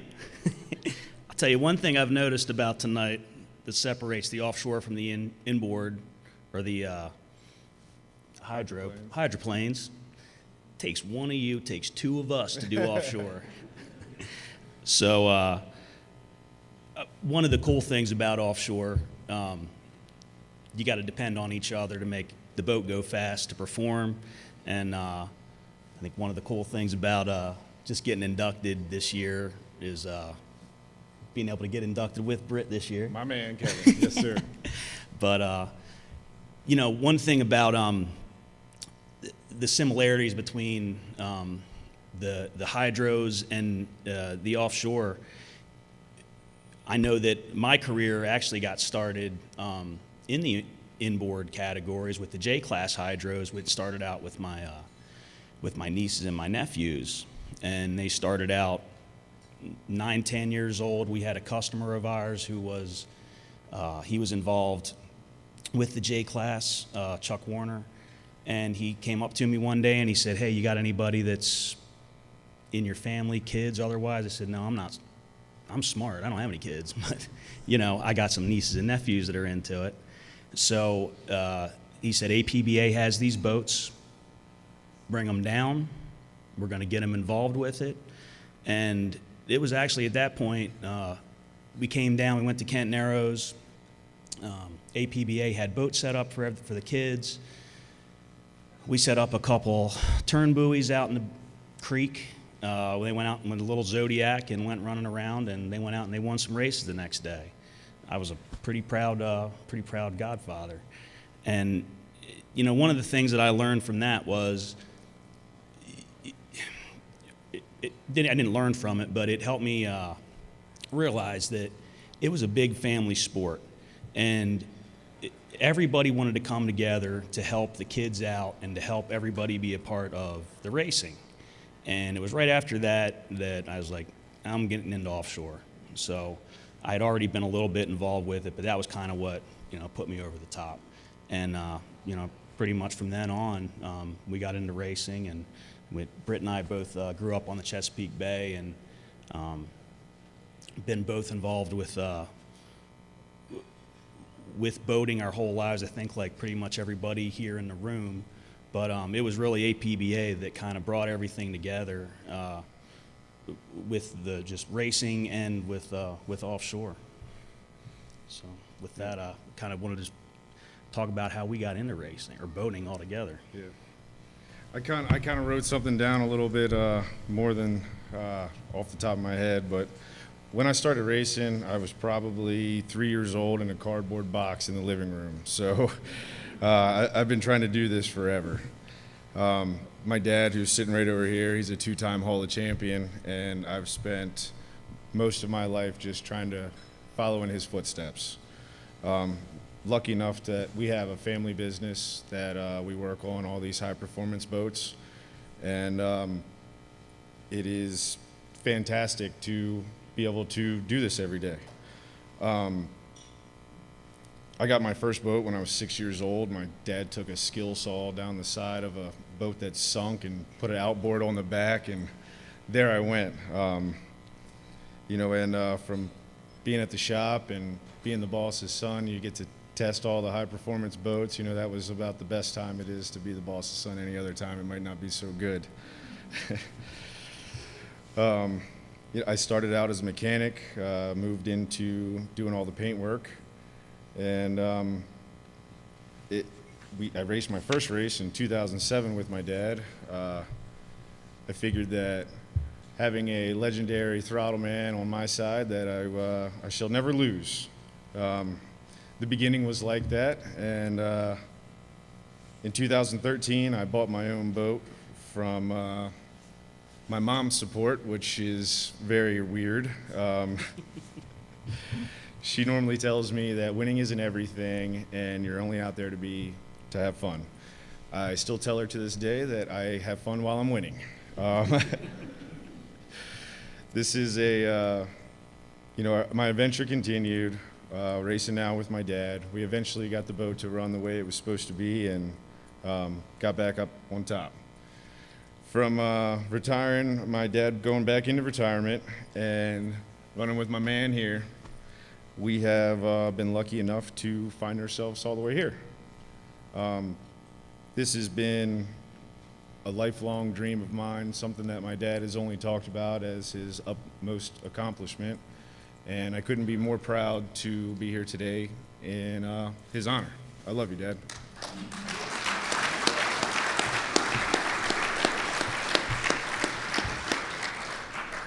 From once I started, I actually rolled my boat, and the man sitting next to me, Kevin, said, "How about you come race mine with me until you get yours fixed?"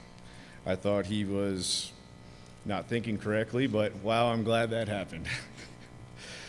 From there, me and Kevin have built a brotherhood that you can't take away, and I really truly believe that that is one of the main reasons that we are capable of doing what we do in a boat, and I give all of our wins to that. There's something to say when you're coming into a turn at 120 miles an hour and your lifting point has passed you, and yeah, you still got to turn it. So I trust this man with my whole life. I pretty much trust you when you tell me you got it too.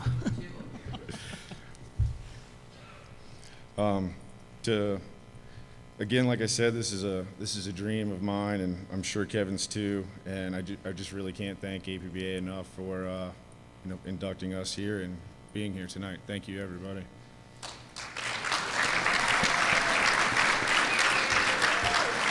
Anything else, my man? I you couldn't have put a whole lot better. You know, I grew up in a family business around boats, just like Britt did. Mine took a little bit different course. I grew up in a family that built tugboats and sailboats, wooden sailboats. So I took off on a little bit slower scale, and but it was still into boat building, and it was just in my blood. I started out when I was 10 years old in a little Zodiac and with a 7.5 Johnson on it, and after that I really didn't want to go sailing anymore, and I just wanted to go fast, and just like you know, like Britt did, and I think again like everybody else in the room here, once you get the bug, you know, once you're bit, it's on. And again, I couldn't have done this without Britt. I couldn't have done this without his dad. Art was my idol, my inspiration growing up. So thanks, man. And just thanks to Britt and his whole family for helping me get here. I can't, I got to thank my girlfriend, Amanda. I know you need to thank yours as well. There's so many late nights, just like everyone here, that my man that was up here earlier said it the best. He would like his girl to, you know, keep, she wants him inside, but that's the way he wants it. I agree with you there, buddy. My mom, my dad, everybody, I I wrote a whole bunch of stuff and I skipped all of it. I'm sorry. Nah, you guys did. You all know it too. I mean, we can't do this without the support of our family and you girls, everybody here. Thank you very much.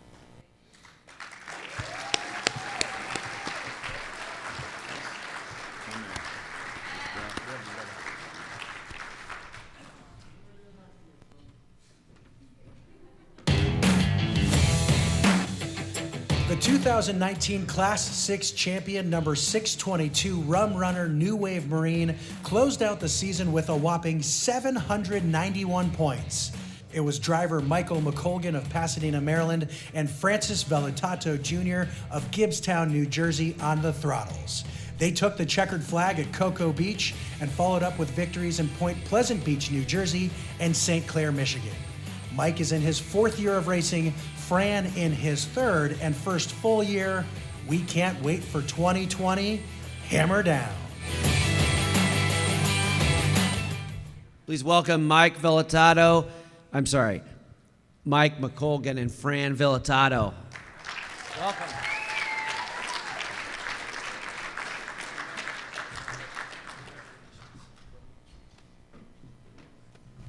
Wow, there's so many great people here, and congratulations to everybody. For real, 110%. Yeah, here we are. So, I'm not good with this stuff, I ain't gonna lie. I'm better off dancing, getting it on, but to make a long story short, I guess I got into pleasure boating about 16 years ago, had a son, said, man, I got to slow down. So I tried to get him involved. Doesn't want anything to do with it. I don't have what everybody has here. I listen to everybody's stories, and it sounds freaking awesome.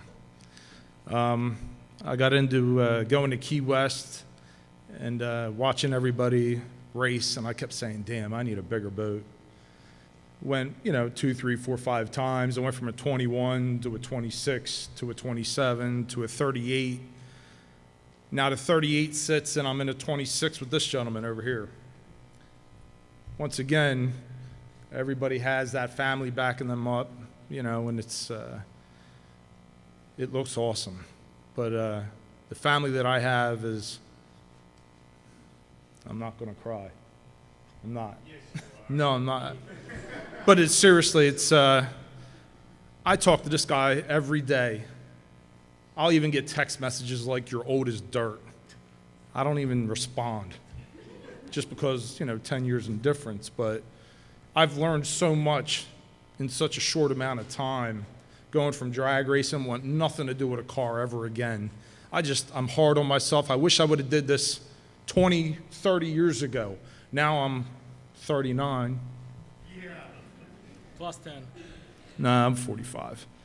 But I wish I would have started this a long time ago, and it stinks. I'm getting old. We all are. We're here to die, and I just wish I would have had more people around me, like everybody in here, this guy right here, and I mean, even Britt, the little bit that we talk. I bought a bag of you-know-what from a guy out in Florida. It was pretty bad. I cried when I found out the thing was rotted out. I didn't think it was going to be back together. I probably called him 2, 3 times a day, him 2, 3 times a day, and cried. It was a lot of money invested, and it was a dream of mine I finally got a chance to take. So this is my true first full season, and I wouldn't be here. I don't have parents backing me up. They do not want me in a boat, and I'm still going to do it regardless. I got a tattoo on my arm. I got the best guy here on my right side, and I got a great guy to fix my boat, LSB, right there in Maryland. And I'm still worried that it'll hold up, and I'll tell you what, it takes a beating, and it keeps on ticking. But I blew up 3 motors this season. 2 of them were in less than a week, within 5 days. 5 days, I blew up 2 big blocks. My pants are light. I don't even eat anymore. I want to eat cereal and peanut butter because it's cheap. I'd rather dump gas into that boat and have race fuel and get to that race no matter what it takes. So being self-employed is a lot, being a father is a lot. Everybody's got the same story. We're all trying to get there, but to get that checker flag, and I wouldn't be here today unless My buddy was here on my right. But I'm not going to hug you. But I just seriously want to thank God and everybody here, and whatever you believe in, if you have a dream, you have to go get it. Only you're going to be the one that's going to make it happen. So if it takes getting 2 hours a night of sleep and crying and say, I don't want to do this, I'm tired, and then eventually when you get there, you got to be happy with the outcome because you gave 110%. If you give 110%, you're not going to fail. There's no freaking way. It ain't going to happen. And when it does and you throw a rod through the pan, you got to come back. That's it. 110 times better. So guess what, everybody? Next year, I'll be back again. Thank you, everybody.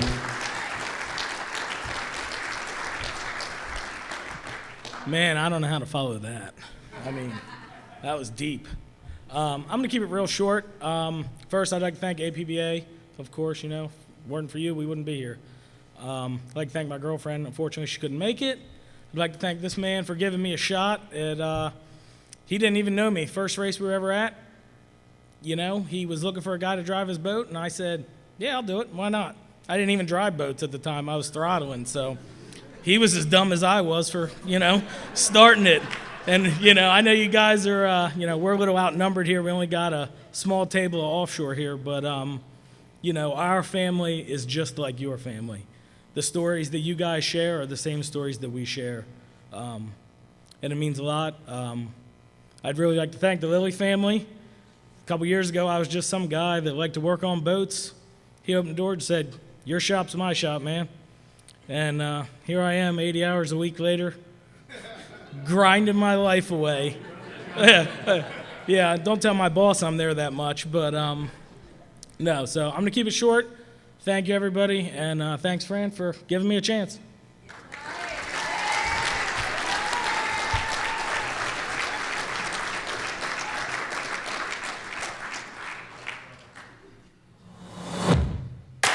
It's a three-peat for the unstoppable Lee Daniel of North Augusta, South Carolina. The 25-year veteran again swept the SST 120 National Championship and the North American title and came in second in national high points. Lee also topped the charts in the Powerboat Nationals Pro Tunnel 1 Series. Sponsor Gold Mechanical helped make 2019 another championship year for Lee in the fast number 2 Pew Hull. Congratulations, Lee Daniel.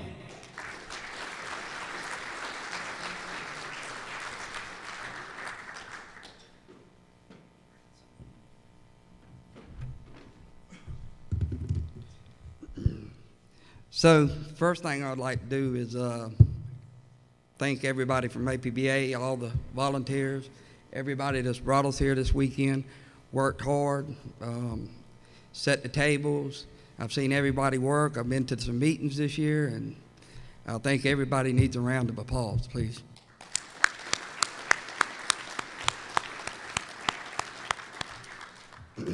This is my third year, and I've been blessed to be here. If it wasn't for God, I wouldn't be here. He's blessed me with a lot of accomplishments. I started 27 years ago, and it was just, my daddy didn't want to have me get in a boat. So he didn't help me the first couple years, and then one day my mom said, your son's in the backyard working on his boat. He's going to do it with you or without you, and I'd rather you go out there and make sure he's doing it right. So he come out, told me to throw that boat away. It wasn't no good. He said, you got one over there in the field in your friend's backyard, go get it. That's the best one. So we started running V-bottoms, and now we are running tunnel boats. And so my mom, I want to thank her. She's my hardest and best fan. But when I come off the water and I don't make a good turn, or she says, you're backing off down the straightaway, you didn't turn that boat right. I said, Mom, I'm doing the best I can. She said, no, you're not. Now, do better next heat. So I want to thank her, because if it wasn't for her, we wouldn't be here today neither, because she keeps refereeing me and my dad. My dad always called me hard-headed. But my dad, he is the one behind the scenes. If it wasn't for him, I mean, he works on everything I run. He works on all my motors, all my gear cases. Every time I tear a boat up, he's in the backyard putting it back together. I have a full-time job. I have a wife and a 7-year-old son. So he is the one that's behind the scenes. And he don't want, that's where he wants to be. So I want to thank him.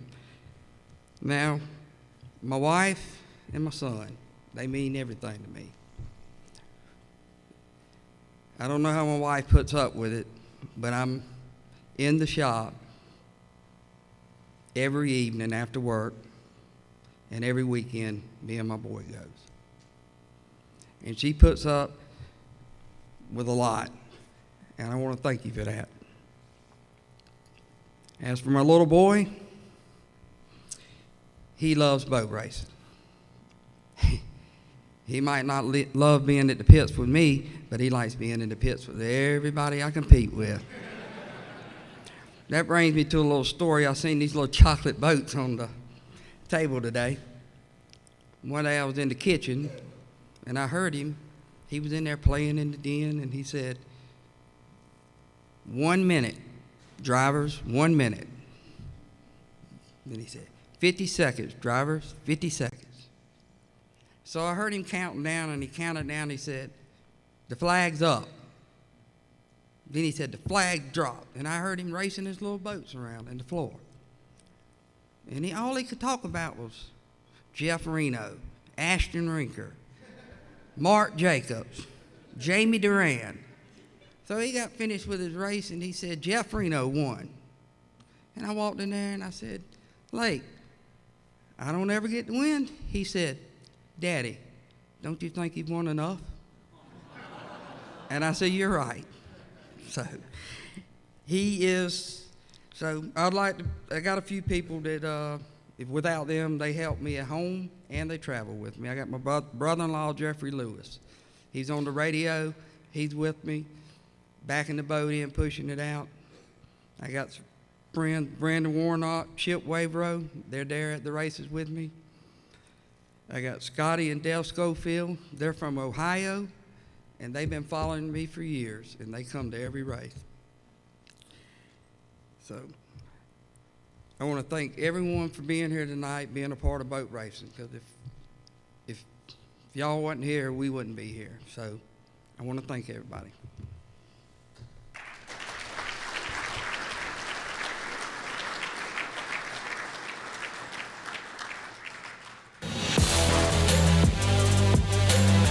Mark Schmerbach's 42nd year of racing was his first with B&B Racing, driving the last Gary Pugh David DeWald-built SST 45. It is clearly a winning combination. Mark swept national high points, plus the national, regional, and North American titles for his 4th trip to the Hall of Champions.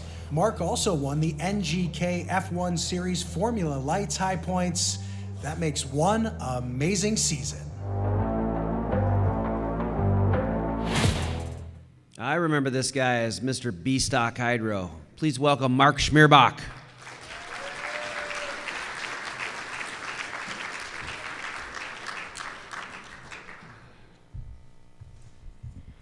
Thank you, Ed. I'd like to start off by offering my condolences to the Seattle Seahawks. Ha ha.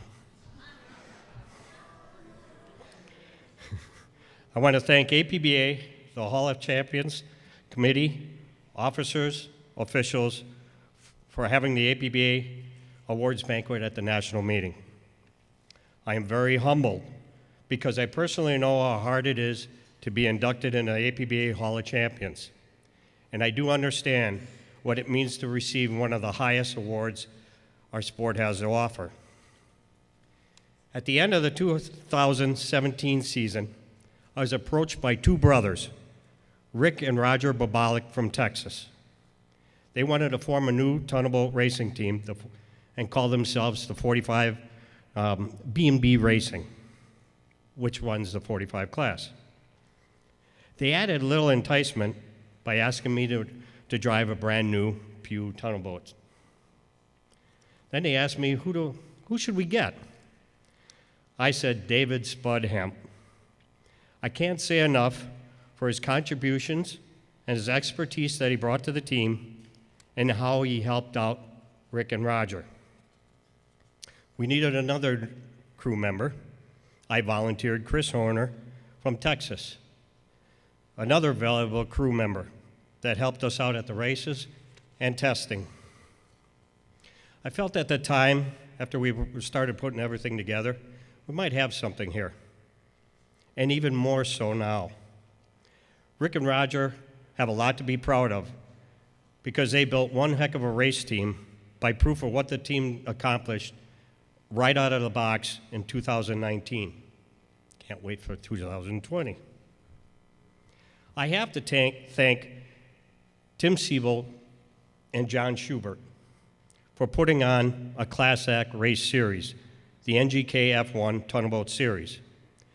The racing, the race sites, all the competitors added to a professional atmosphere, and it all summed up by putting on one heck of a show. Everyone is looking forward to 2020 in all 4 of our classes. New boats, new race teams, engines being built, and some new race sites. I'd like to acknowledge all the officials and scorers and inspectors for the NGK series. Without them, we wouldn't have a place to play with our toys. I'd like to recognize my sponsors, who I call partners. As you saw in the pictures, Donnie Broussard from Pizza Inn, Port Neches, Texas. He's been with me over 15 years. PNC Bank, Ronnie Rule from Trenton, Michigan. I think she's been over 10 years. Jerry Pettifer, Jerry's Marine, Lake Charles, Louisiana, another 15-year vet. Ron Thomas, the foot doctor, Milwaukee, Wisconsin, my mentor and one of my greatest friends. A special thanks to Jim. I want to also thank David DeWald, DeWald Props. They've never let me down. And of course, a real big thank you to Gary Pugh for supplying Rick and Roger the last tunnel boat out of his shop. And wow, what a tunnel boat. And that's the one that caused all the trouble last winter on Facebook. Whose is that? What is that? A few years ago, I, in boat racing, lost a great friend, Mr. Everything, in the sport of boat racing and APBA. Where do I begin? He has done so much for the sport, the Hall of Champions, and especially the 45 class. But out of everything he has done for the racers, APBA, and Trenton, I call him one of my greatest friends, and I will never forget Fred Miller. My passion for the sport goes back in the early days of Stock Outboard and Badger State, and now with the NGK Tunnel Boat Race Series. It's brought a lot of great memories, friendships with drivers, families, race officials, and sponsors throughout the country.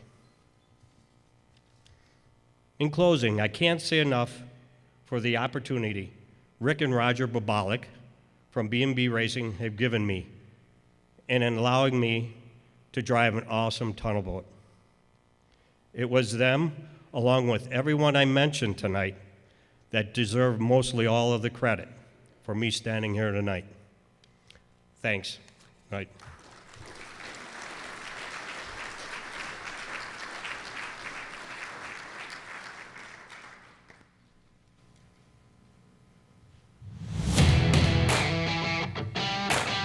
For the 3rd time in his 6-year racing career, Nate Mitchell, 44S of Columbus, Ohio, joins the Hall of Champions. He won a 2nd consecutive national championship in the competitive A-Stock runabout class and won divisional and sectional championships, wrapping up the A-Stock runabout high point title.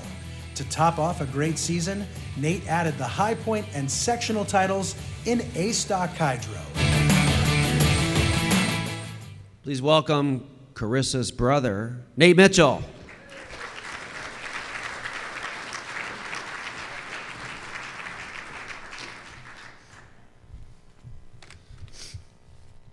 This is going to be really hard to one-up my sister. She set the bar pretty high tonight. I am humbled to be here tonight. I wanted to start off by congratulating all the other inductees. There are a lot of great champions in this room, but in particular, my fellow stock inductees, Mikey. What an impressive year you've had. You guys set the standard for testing and what it takes to be out front. And Johnny, you never stop. You're turning closed course racing into your own version of marathon. And besides you both being great racers, I'm in the class with the hosts of Throttled Podcast. They do so much for this sport by having this podcast and supporting the boat racing community. And sometimes I just don't think they get enough respect, so it's pretty awesome. I also need to...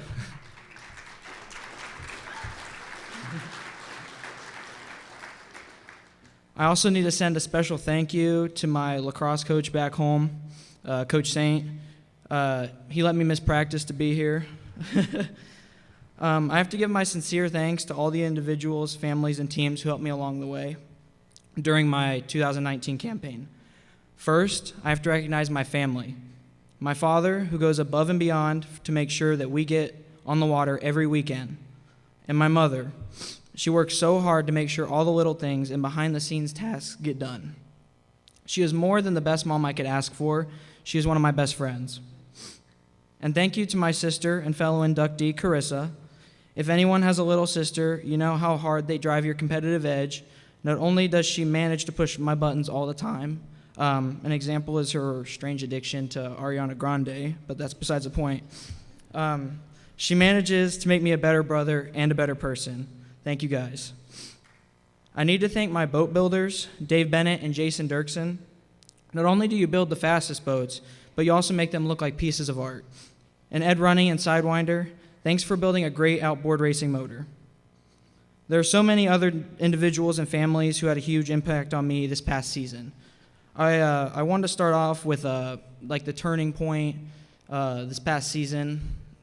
So at Lock Haven, also the race site of the year, but Gary Pond, he helped us out this season.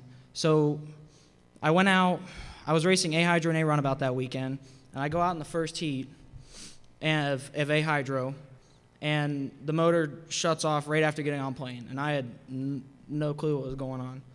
We come in, and me and my dad are looking at this thing, and nothing looks wrong. I mean, everything was there. And we were trying to trace back the error, and we didn't really know what was happening, and we got pointed towards Gary Pond, who tends to know what he's doing, I think. And so he took our motor, and we went over to this trailer, and just something about his trailer. He wins like bringing the most stuff to a race award. Gary Pond's trailer is packed full of stuff. And I'm not forgetting about the Trollians. They still win the award for bringing the most boats to a race. So, but he helped us with the motor, and he traced it back to an electrical issue, and we got it put back together. But it doesn't seem like that big of an issue. But the reason this was like the changing point is we would have never found that without Gary Pond, and that could have been the end of my season for A. So I couldn't be standing up here without him. I also wanted to thank the Miller family, who I hope are watching from back home. Thank you guys for always being my second family. I also wanted to thank the Marquardt family. Thank you guys for all your support, help, energy, and for making the West Coast seem like it's not so far away. Jeff and Mary Williams, you guys have given my family and I so much, not only with your never-ending wisdom, but also with your kindness. I continue to be humbled to race for MJ Racing. In 2017, you took a chance on me and never looked back. I'm so blessed to have been given the opportunity to be a part of your lives, and I can't wait to keep making more memories in 2020. I started as a graduate of racer school from Three Rivers and Michigan Hydroplane. We are forever indebted to the clubs and your members for accepting us, and for your guidance and advice and what you shared so we could learn one step at a time. Before I close the night, I wanted to say something to young drivers and especially new racers who attend APBA driver schools. I was once in your shoes, watching the Hall of Champions from the audience or from the live stream at home. Seeing amazing drivers like Jimmy or Andrew or Donnie getting inducted, I feel very fortunate to be where you have also stood. The reason I'm talking about this is that you new drivers can be up here. Just one little step at a time is a step in the right direction. Winning at races is breaking each race down along the way, making advantages from what you learn in testing and what is presented to you during each part of the race. There is so much potential out in the crowd and out in the world waiting to be found. All I'm saying is no dream is unattainable. If you jump one heat or if one weekend doesn't go your way, it's not the end of the world. You can't go back and win the last heat, but you can learn from it and go try again for the next one. Just believe in yourself. You got to have the bad days to appreciate the good ones. In closing, I want to again thank everyone who helped me get here tonight. Thank you, APBA, for hosting this event, and congratulations to all the other inductees. Thank you.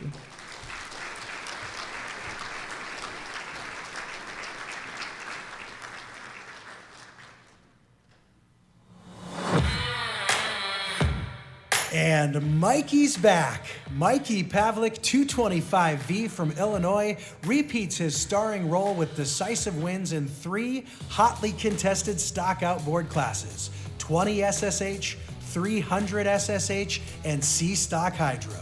He scored a sectional win, 2 High Points championships, 2 divisional titles, and 3 national championships. Look out for Mikey in 2020. Please welcome Mr. Good-Looking Mikey Pavlik.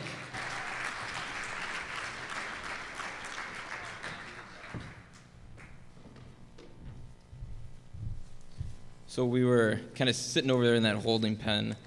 Johnny's writing his speech, sitting over there. And Dominic Trollian looks us dead in the eyes. He goes, "Do not embarrass me up there." Let me see. So I had an outline for this big, elaborate speech, but the more I kind of thought about it, the more I thought it'd be appropriate just to show my gratitude. To have a season like I was able to have requires having the greatest team ever. The time and effort so many people have poured into making this success possible can't really be captured in 3 to 5 minutes, but I'm going to try. First, I'd like to thank all the people behind the scenes within APBA, whether it be board members, commission members, scorers, inspectors, or anybody who makes putting on a race possible. All of the countless hours making sure that the paperwork is followed, proper agreements with the city are done, can really go unnoticed sometimes, but I sincerely appreciate all the effort that goes into this. Next, I'd like to thank a bunch of people for their support, not only over 2019, but pretty much all my life. The DeWalds, which somehow I think the last speech was the first time they got mentioned, which was crazy. Tom Cronk for always making sure we're supplied with everything we need to race. Jerry Davids, Fred Howenstein, and Pete Neidall for supporting the teams in more ways than I should mention. Vic Brinkman for letting us invade his marina to test. John Corbis for always be willing to help with a little motor work. Jeff Scheffler for his commitment to Pavlik race boats.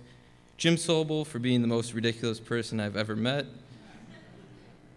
Don Allen for being as involved in racing as ever, even as they explore new categories, but mostly for being one of the greatest assets Stock Outboard has.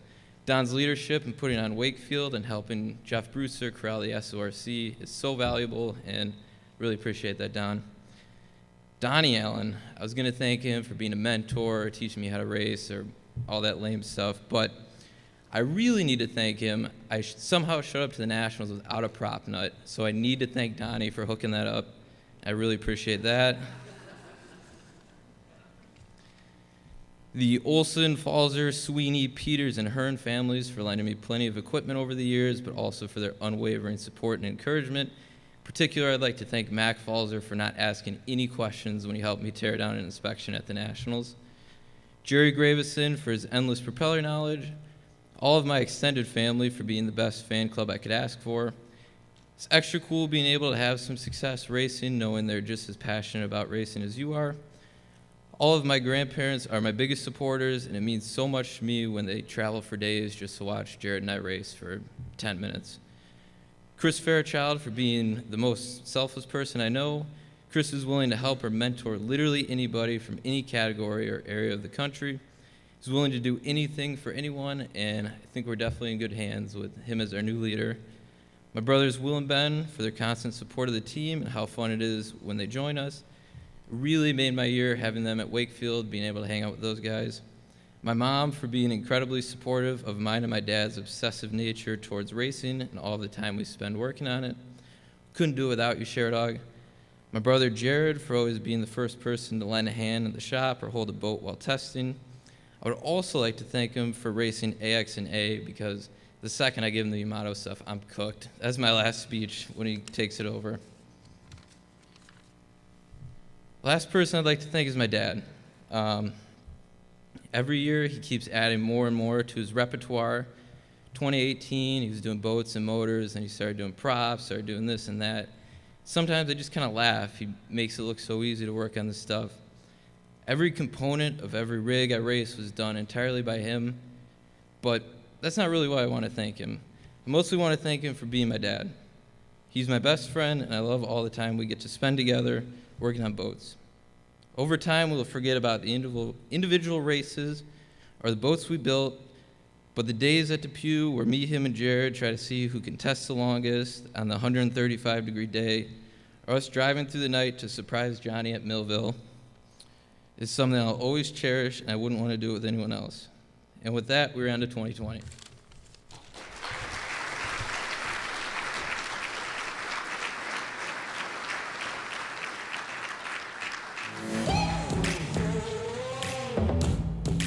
Six classes, 72 races, more than 27,000 total points. That's how Newton, New Jersey's Johnny Lodarski III won the 2019 Menzies and Waldman Awards. In B-Stock Hydro alone, he racked up 9,500 points, won divisionals and high points, and set a speed record. Johnny also dominated 15 Superstock Hydro and took second in the B Hydro Nationals, A Runabout High Points, and ASR Marathon Nationals.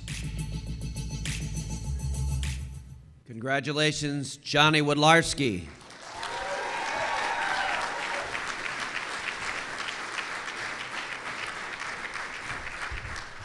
Gotta fix this a little shorter than Mikey.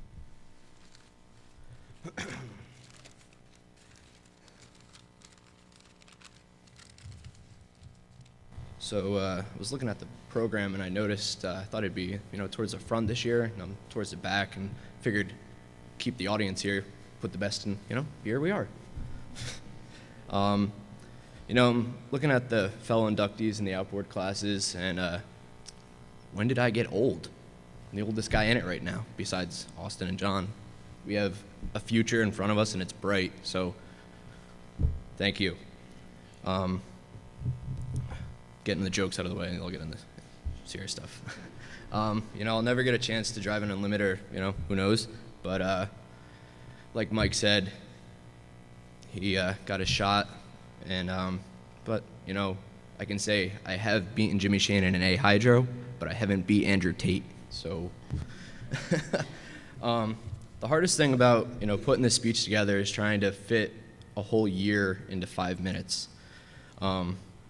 We all know I can talk for an hour straight Thursday nights, and people tune into that, but I don't want to hold you guys here for another hour.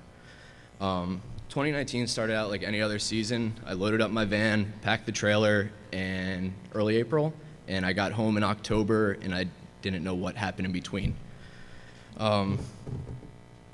Pretty much lived in the van, me and my dad, and frequent trips back to New Jersey, but without his support, I wouldn't be here. My mom, it's been a crazy last 3 years, and I look forward to next year, but with that being said, my dad couldn't be here tonight, and we're filming live on Throttled, and it's hard being at something racing without him, and it's just,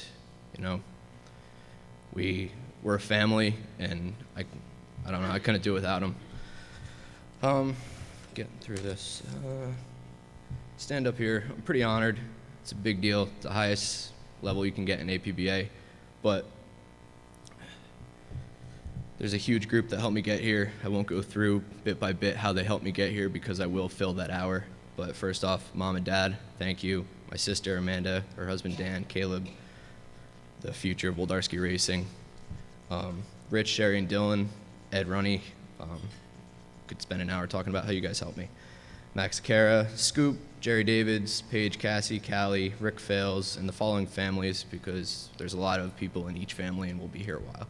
The Youngs, the Reeds, the Clarks, the Lowers, the David Smith clan, the Glossners, the Allens, the Tates, the Hearns, the Pearsons, the Gallaghers, the Bennetts, and anyone who's lent me something in the pits or pulled a rope, because it's usually a one-man show, so thank you all. It's always said that it takes a village, but in our world it takes the pits. I'm lucky to be involved in such a great sport, and if there's anything I can leave, something I can leave with tonight as we leave, just go for it. I sat in the same banquet in Chicago in 2017, and I said, I want to get in the hall. 2018, put in all the effort I could, and I got there.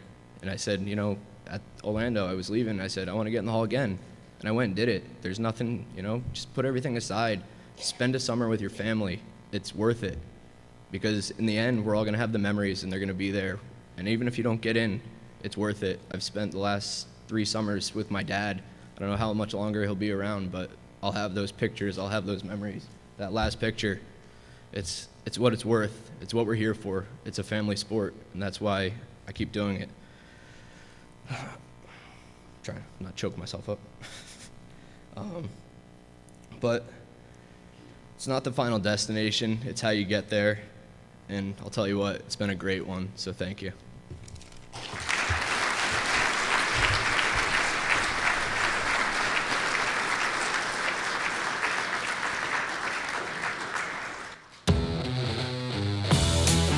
Twice a father, 4 times a Gold Cup winner, 9 times in the Hall of Champions, and always a sportsman. Jimmy Shane of Maple Valley, Washington, was back on top in 2019. He drove the U6 Miss Home Street Miss Madison to 19 wins out of 23 total heats for a decisive high points victory. Record qualifying speeds helped Jimmy nail the Southern Cup and the APBA Gold Cup as well. Jimmy Shane.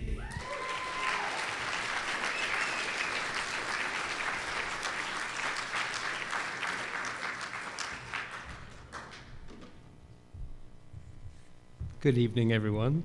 How are we doing? I know this is a long night for a lot of us, so I'm the last Hall of Champions inductee, so we did it. We made it this far. We're doing good. Everybody keep your eyes open. We're almost through the night. I'm very proud to be up here. What do you think the most common word said tonight was? I know what it is from my perspective, but it was family.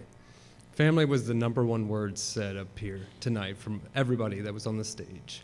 Boat racing creates an environment where we not only have our personal family, but we have extended family. So many friends help us and support us here to get to where we are, not only in boat racing, but in our lives and our careers. I'm happy there's people like the Mitchell kids who are taking over, giving words of wisdom at these speeches, so it takes a lot less stress off my plate. So I'm very thankful for that. And I got to tell you, Carissa, you got it a little bit wrong. 2 days ago, I got to meet you. So that's it is my honor to be able to pass along some of that info. So nice to meet you 2 days ago. Speaking of extended family, the last 2 years have brought some change to my life, and I have to really, really thank my friends and my extended family. From the boat racing side of things, obviously we had a great year this year in the Miss Home Street Unlimited Hydroplane. It does take a large effort, a large team effort to accomplish the goals that we set for the Unlimited Hydroplane racing season. So there's a few members here today, Cindy Shirley, Dan Walters, and Trey Holt are in the crowd from the U6 Miss Madison team, and they worked they worked their butts off, and I literally am just, my new nickname this year was the meat in the seat for the Unlimited Hydroplane. I literally just, my job is to drive the boat. I drive it the best of my ability, and I have to have full trust in all the people that are working around me. So thank you to my crew. for giving me the trust and making me run the boat as hard as I can.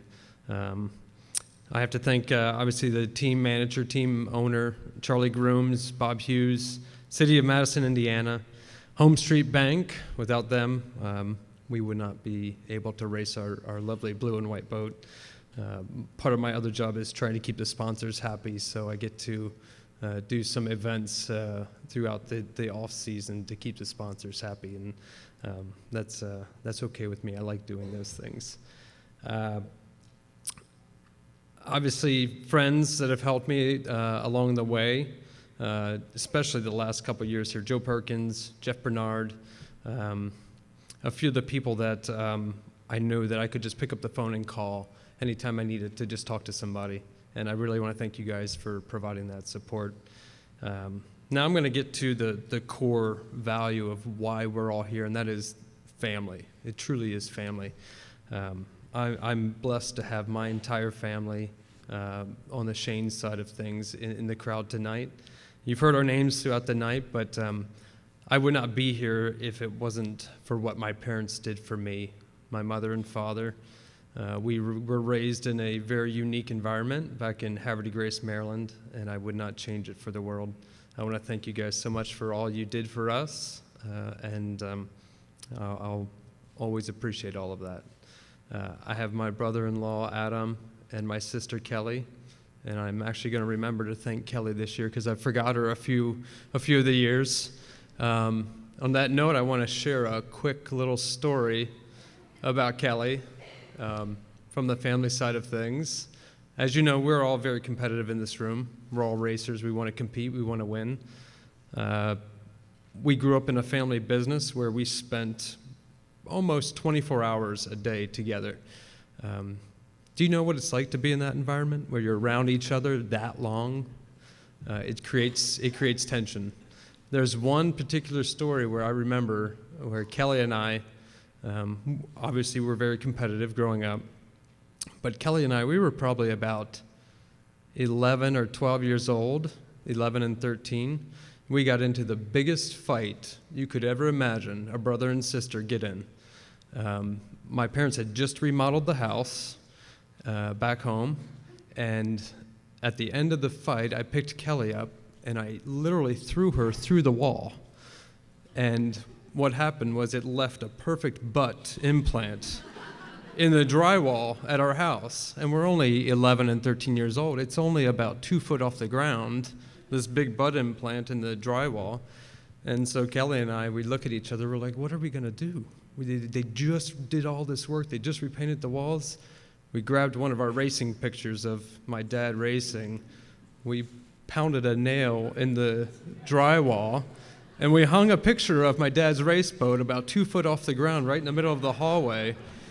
And I think we learned a lot from that experience. We learned how to overcome and problem solve obstacles. And we also learned that if we can make our parents laugh, we could get away with a lot of stuff. So I think, obviously, I want to thank my family for being here. I want to thank everybody in this room for being here. Thank APBA. Thank Hall of Champions. Thank you for giving us a place to race, goals to strive for, and a place where we can accomplish, as a family, everything we could ever imagine in life. So thank you so much. You guys have a great night. There's one more award coming up. I'm going to be probably more proud of that more than anything. So thank you guys for hanging tough, and have a great night. We see you guys. Jimmy, stay here.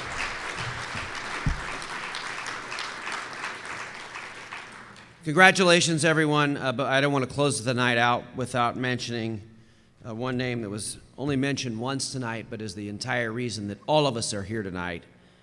And that's a gentleman who dedicated his entire life to boat racing and crawled out of, I think it was a B runabout at a race in Florida and had the first Hall of Champions ceremony, and that was Mr. Fred Miller. Thank you, Fred.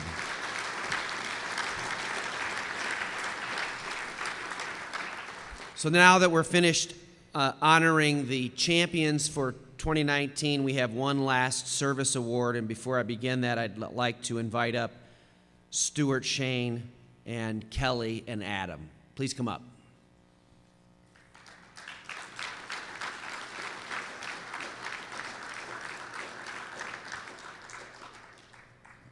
As many of you know, we have lots of godfathers and godmothers in boat racing, and one of them was Don Allen. In his memory, we have the Don Allen Service Award. And this year's recipient has attended every national meeting since her 1976 introduction into the APBA family, and she's built an amazing resume. Her promotional successes include a new event in Edgewood, Maryland in 2017, which hosted the Southeast Divisionals for stock, modified, and the J classes. In addition, she developed the Havre de Grace Optimist Powerboat Race in her hometown, the Hartford County Powerboat Challenge, and events in Port Deposit and Bush River, Maryland. She served as the APBA Inboard Chairman for 4 years. While in office, she established the Inboard Technical Committee, which streamlines the rulemaking process. She also developed the Inboard Rules, J and Co-op committees, the Inboard Awards Banquet, and the National Rookie of the Year Award. She chaired the committee to align CBF, ACHA, now HRL, and APBA Inboard Grand Prix motor rules. Also, she helped refine inboard fuel testing and life jacket buoyancy requirements. In addition, she served on the Junior Class Committee, bringing her passion for the J classes to the national stage. She helped develop rules to increase parity between the Mercury and OMC motors and worked to slow the speeds down to make it safer for young racers. Her hard-driving effort to establish the Inboard J project has brought 30 new youngsters into APBA. She has expanded this project into the outboard categories, providing drivers with equipment, helmets, boats, props, and school materials. She currently chairs the APBA Thundercat, special events, and new class committees, in addition to serving on the Race Management Committee and the APBA Historical Society Board.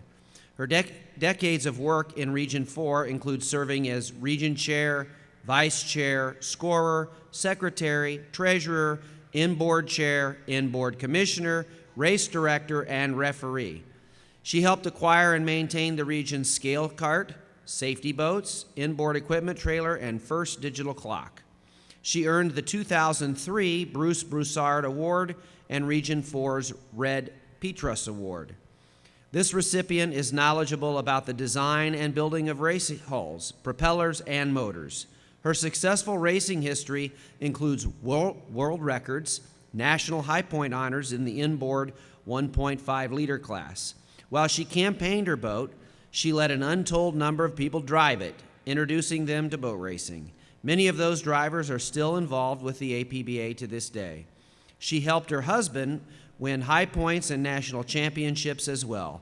And as a wonderful boat racing mom and now grandmother, she has seen her children, Kelly and Jimmy, become successful APBA racers.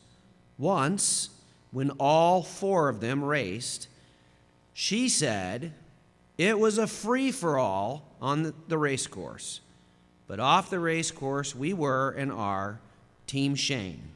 Please welcome the 2019 Don Allen Senior Service Award recipient, Robin Shane.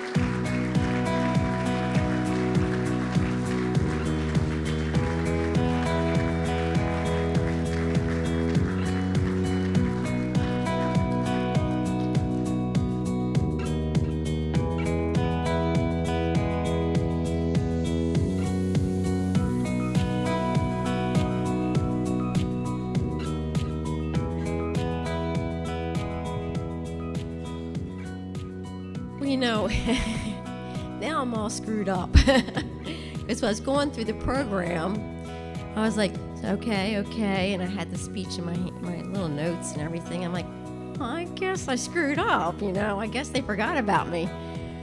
But now I don't know what to say.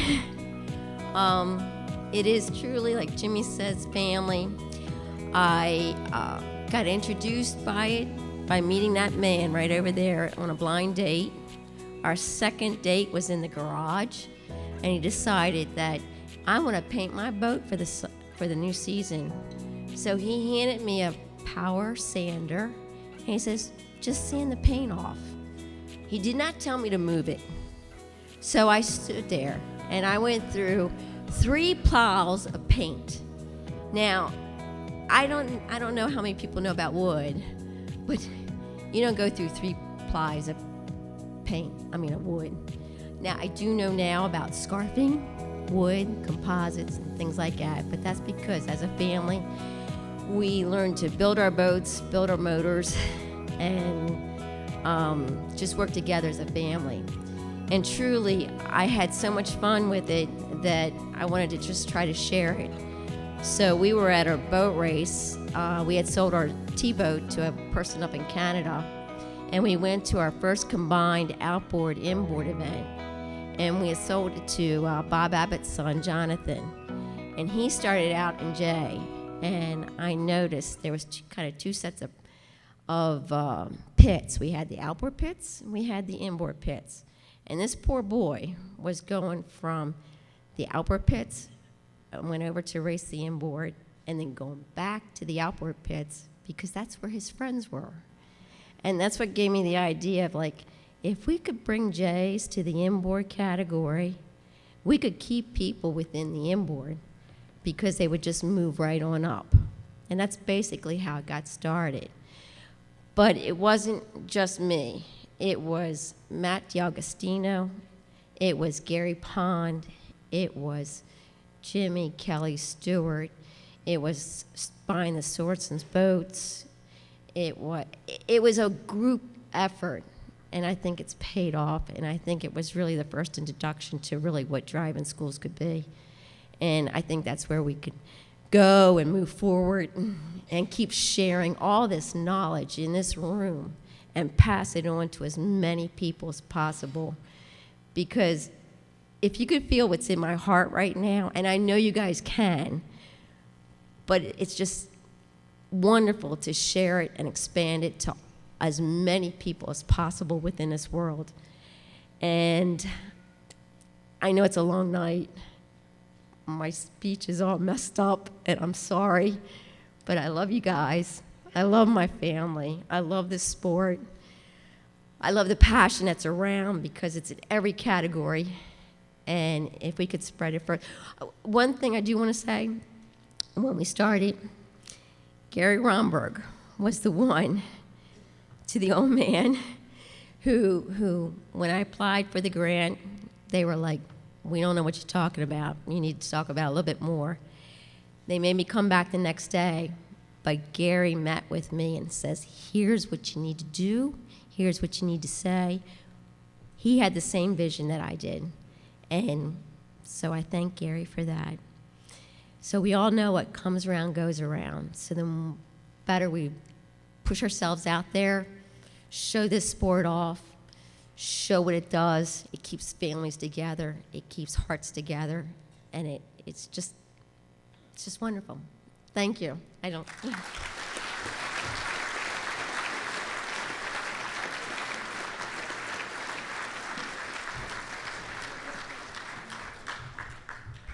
Okay, that's it. 2020's up next. Thanks for coming. Have a good evening.